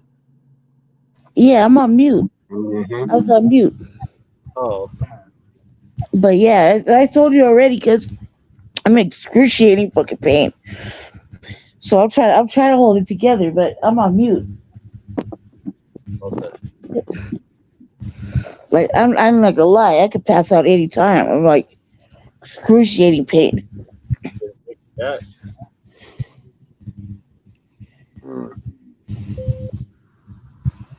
Is your brother back? Huh? Is Ziggy back? Yeah, but he's up there. He's not feeling well. He's up front. Well, after, I don't know. I don't. Yeah. Because Yeah, he went to work. He went to work and he's not feeling well. okay. Well, you might have to go to the hospital tonight, Lady Shay. No, I just need to rest because that's what I'm doing. I'm laying down, but I can only move around so much, and I sleep on the left side. Everything's on the left, and my knees like I popped it on the left. It's like that shit fucking hurts. I push off with the left. I walk with the left. I stand on the left. You know what I mean? I'm just left. Yeah. So like right now, like even when like if after I like say hypothetically, I hang up like man, I can't pick up my leg right now, but like it's completely numb. So like right now, if I wanted to go switch sides and like even shut off the light, I gotta do this whole creative thing to go shut off the bedroom light, and then to turn around and lay on the right side, I have to push off with the left. It's just crazy. Yeah, it is. Like I'm my mattress got these little hooks on it, right? So I'm using the little handles to pull myself up and down. It's like, oh my god, just the amount of pain that's applied to my knee right now is ridiculous. Like I probably would start screaming by now if I wasn't on mute. So that's what I'm saying. Can we like push this along or put it for part two or? Still with me? Yeah, we can push it along. I didn't know if I had lost y'all. So here we go. No, I was on mute. We was on mute. I'm on mute because of the background fan. Okay. And especially when it came to Parkville Golf Course. I then passed the torch to Angela Garcia to ensure that, again, y'all had a voice on it, even though it was largely ignored. And you all were the inspiration for decriminalizing jaywalking, which I worked on with the councilwoman, because we were concerned about not having a lack of sidewalks, etc. And we didn't want our youth to continue to be harassed by police. Thank you. Thank you very much. I haven't been in the service, man. Humiliate the person who seeks pride. You cannot oppress people who are not afraid anymore. I show you all these people, community. We're not afraid. We're angry. Do something. Stop lying to us.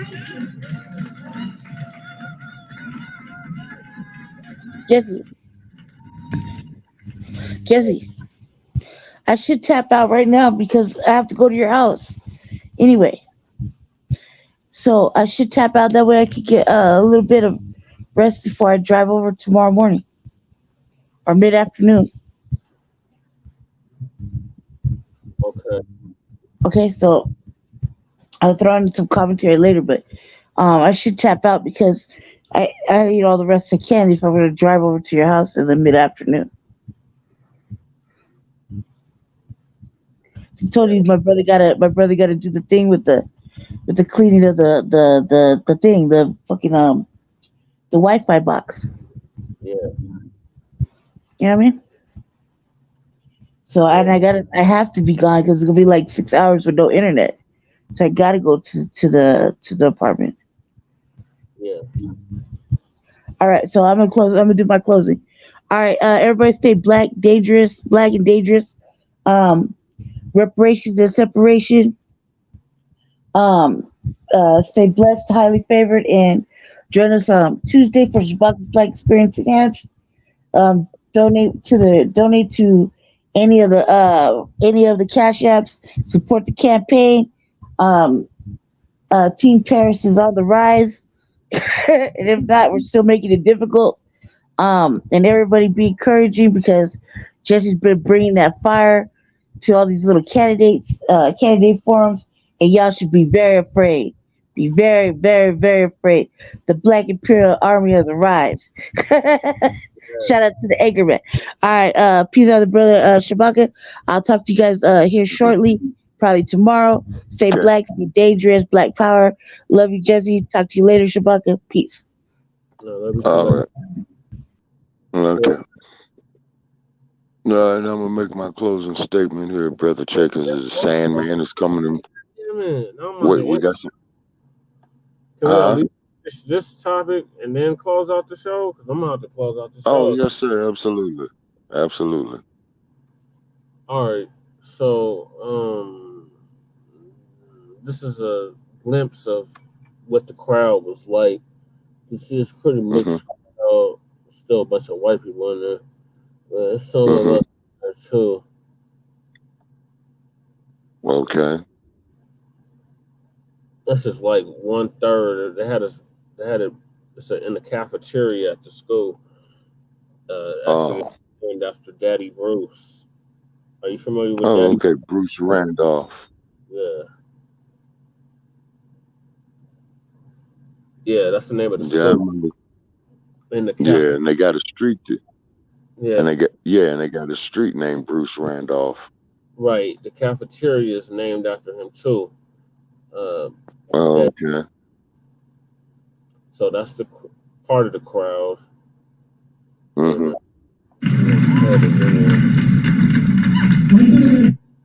over here. That's me right there.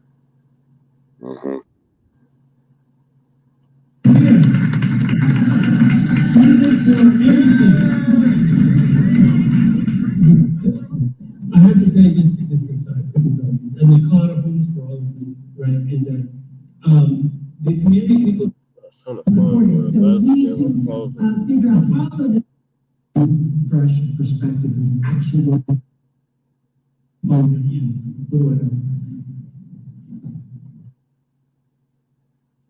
health for our youth, particularly in our. I think in short, it does a lot of the things that people have said. Be close to our kids on a fixed income budget. When we are winning, we have the lawyers, the education, we're showing up. I will continue to do this work with you, whether or not to become the mayor. But trust me, as the mayor, the power I can take to the governor and to the Environmental Protection Agency is real. Thank you. Thank you. Kelly. To be sure, I ride my bike, and I've definitely ridden my bike a great deal with the bakery and getting burritos and tamales and cookies. Also, when we are winning, we have the lawyers, the education, we're showing.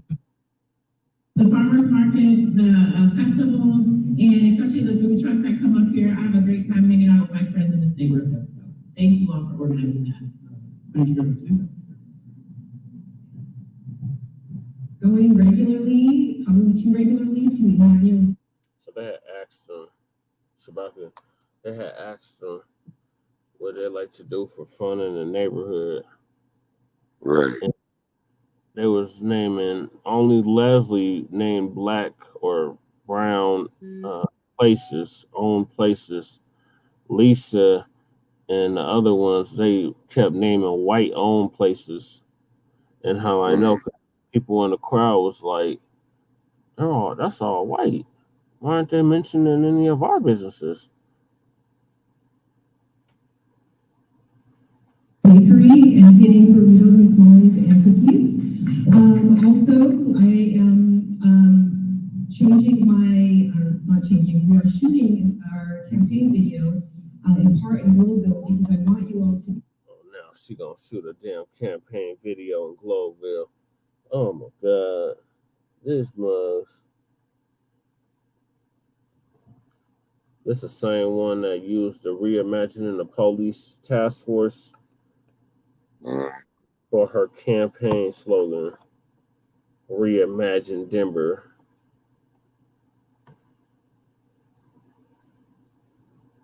Represented and to be seen, so I'm excited about that. Thank you very much. Everybody ready? Okay, thank you. Okay, so the next question is, what is your personal experience with Denver's housing crisis? And I started with Lisa Kwame, you looking for system. Ian, what do I know?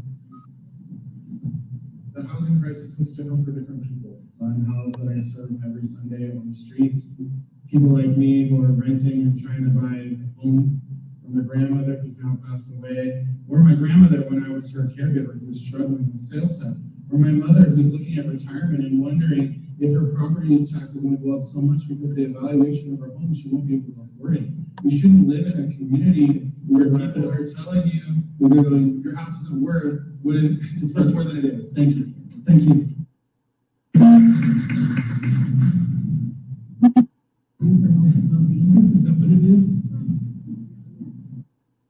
With a number of migrants from Venezuela and Colombia. Oh Lord, they had asked them about the goddamn migrants. I'm glad I wasn't up there because I would have been like, nah. That sanctuary city shit is done. I would put an end to all that shit.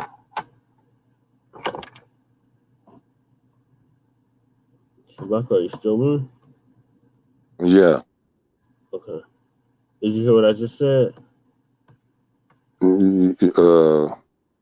Vaguely, the Sandman man is starting to land on me. Okay. It's just I was play the clip that Lady Che was talking about, and then I was gonna play closing or opening, depending on how you look at it. Mm-hmm. I'll bid you a good night. Okay. And I think the number one issue and opportunity is they want to work. And they want to have an opportunity in our city, and I think we need to give it to them. Thank you, Kelly. I heard the question is what to do to help support immigrants, particularly folks that need access to services. I originally got into politics. I was a school principal up in Portland to be able to ensure that.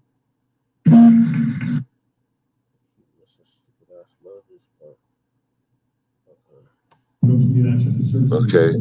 I originally got into politics. I was a school principal. Working in the metro area, the Supreme Court may overturn DACA, and those folks would lose the rights to stay on their job. I come up with a plan as mayor that would keep those folks employed and keep them access to jobs here so they can support their families. It's on my website if you want to learn more. Thank you. Nancy? Yeah, so I think the number one thing that we need to do is we need to stop vilifying people who have come to this city because they want a better life for them. Vilifying, bitch, are you serious? These Muslims coming to our country off the backs of us, off of what our built to replace us. They're literally trying to that motherfucking just sentenced to life.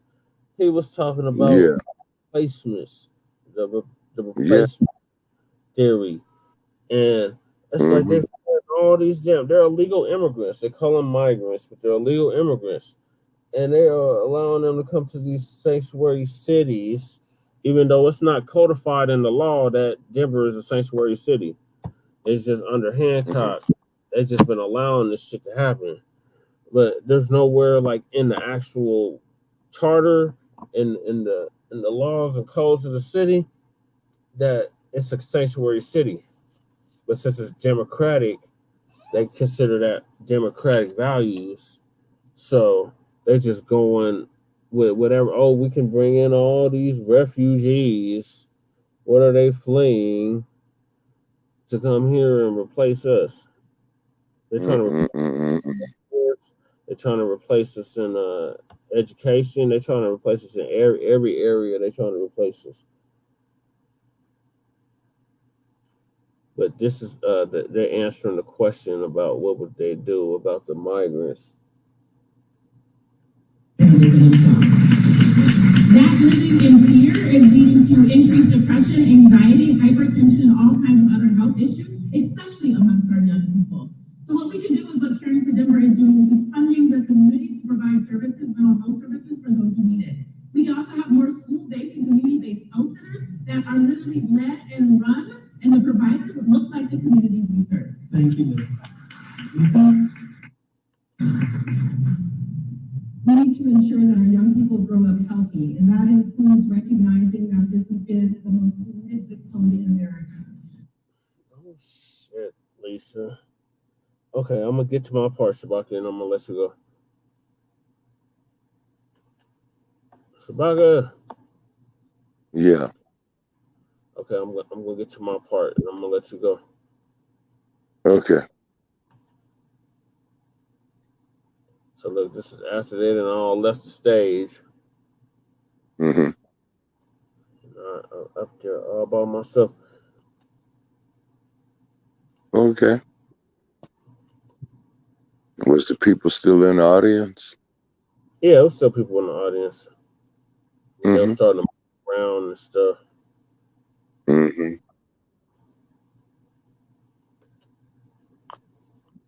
I'm right after this, bro. Mm-hmm. Okay, here we go. You better read it. I'm making my way on the stage. Mm-hmm.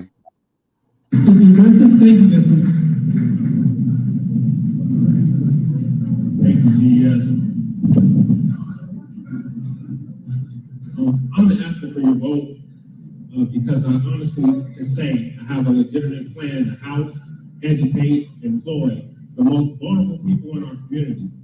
I have a legitimate plan to stop crime or to reduce crime, stop auto death, cataclysmic converter death, intention on taking a very critical role in DPS and fixing our streets, cleaning and replanting our city, and punishing abuse and crimes against the people. I don't volunteer my ideas anymore since thievery from other candidates is evidence. But if you want to look at my policy plans, actually, other than stay tuned, I can guarantee you I'm thinking very differently from these other people. You won't be disappointed in giving me your free vote of confidence. Thank you, Jesse Harris, JESSEPARRIS. Write it on the ballot. Thank you. Thank you, Jesse. Can I ask the people over here by the door to at least lower your voices a little bit so we can have these candidates? So there's my drop the mic moment. And then this piece of crap that come up behind me, he's representing for that damn Terrence Roberts, the one with the book in the film series. Oh God, and he wasn't allowed to participate, so he's airing out his grievances. I don't give a damn about that, so I'm gonna let you give your close to Shabaka.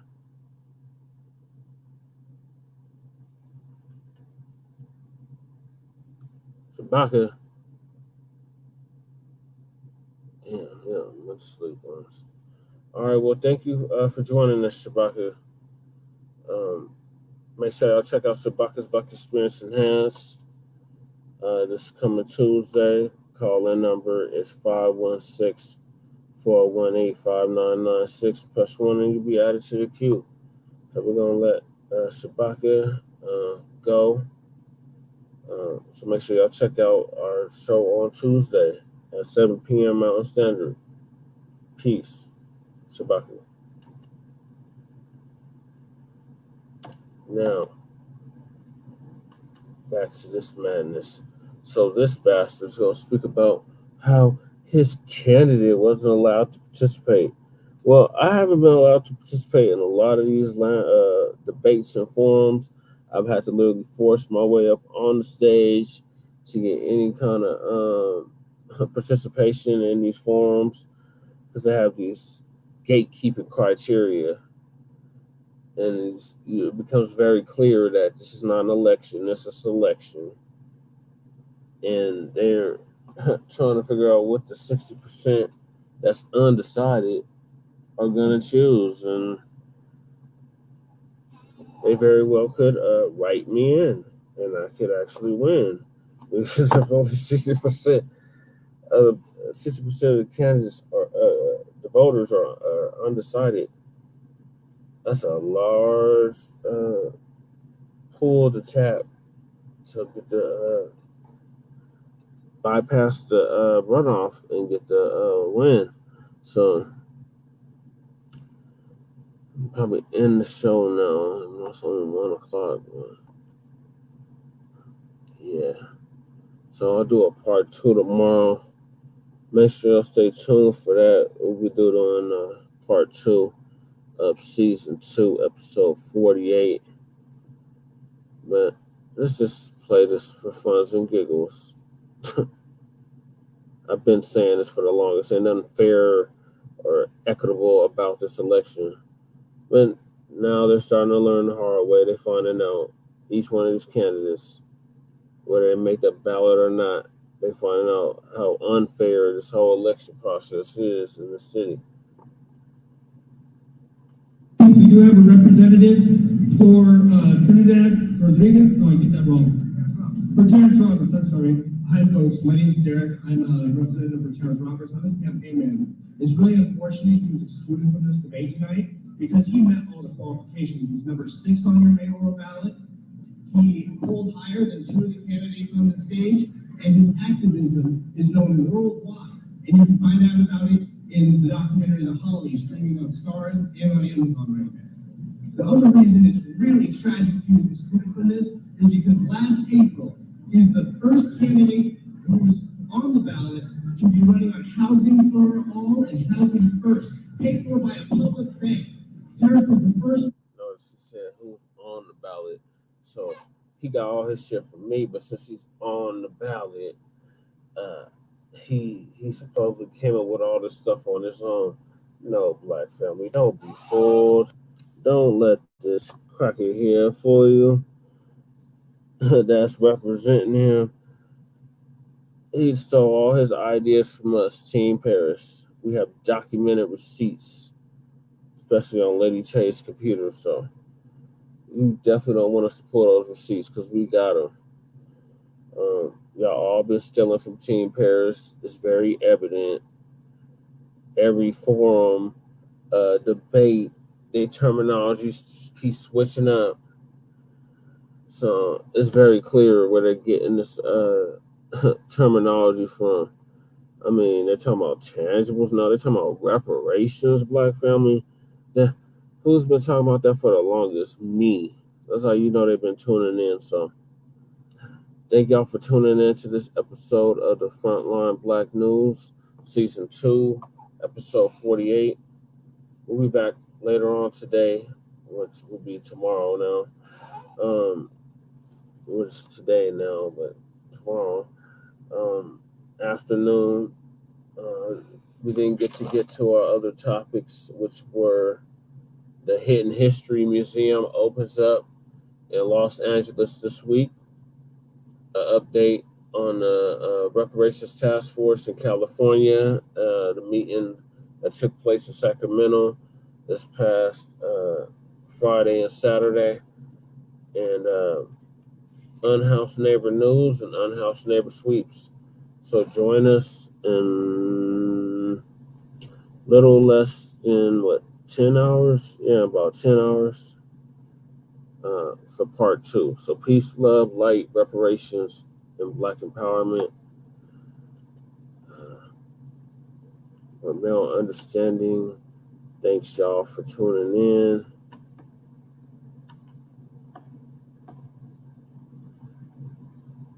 And make sure y'all hit that Cash App on the way out.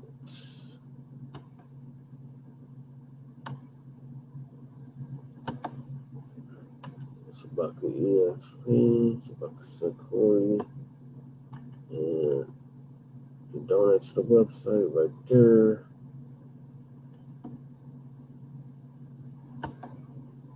And right there.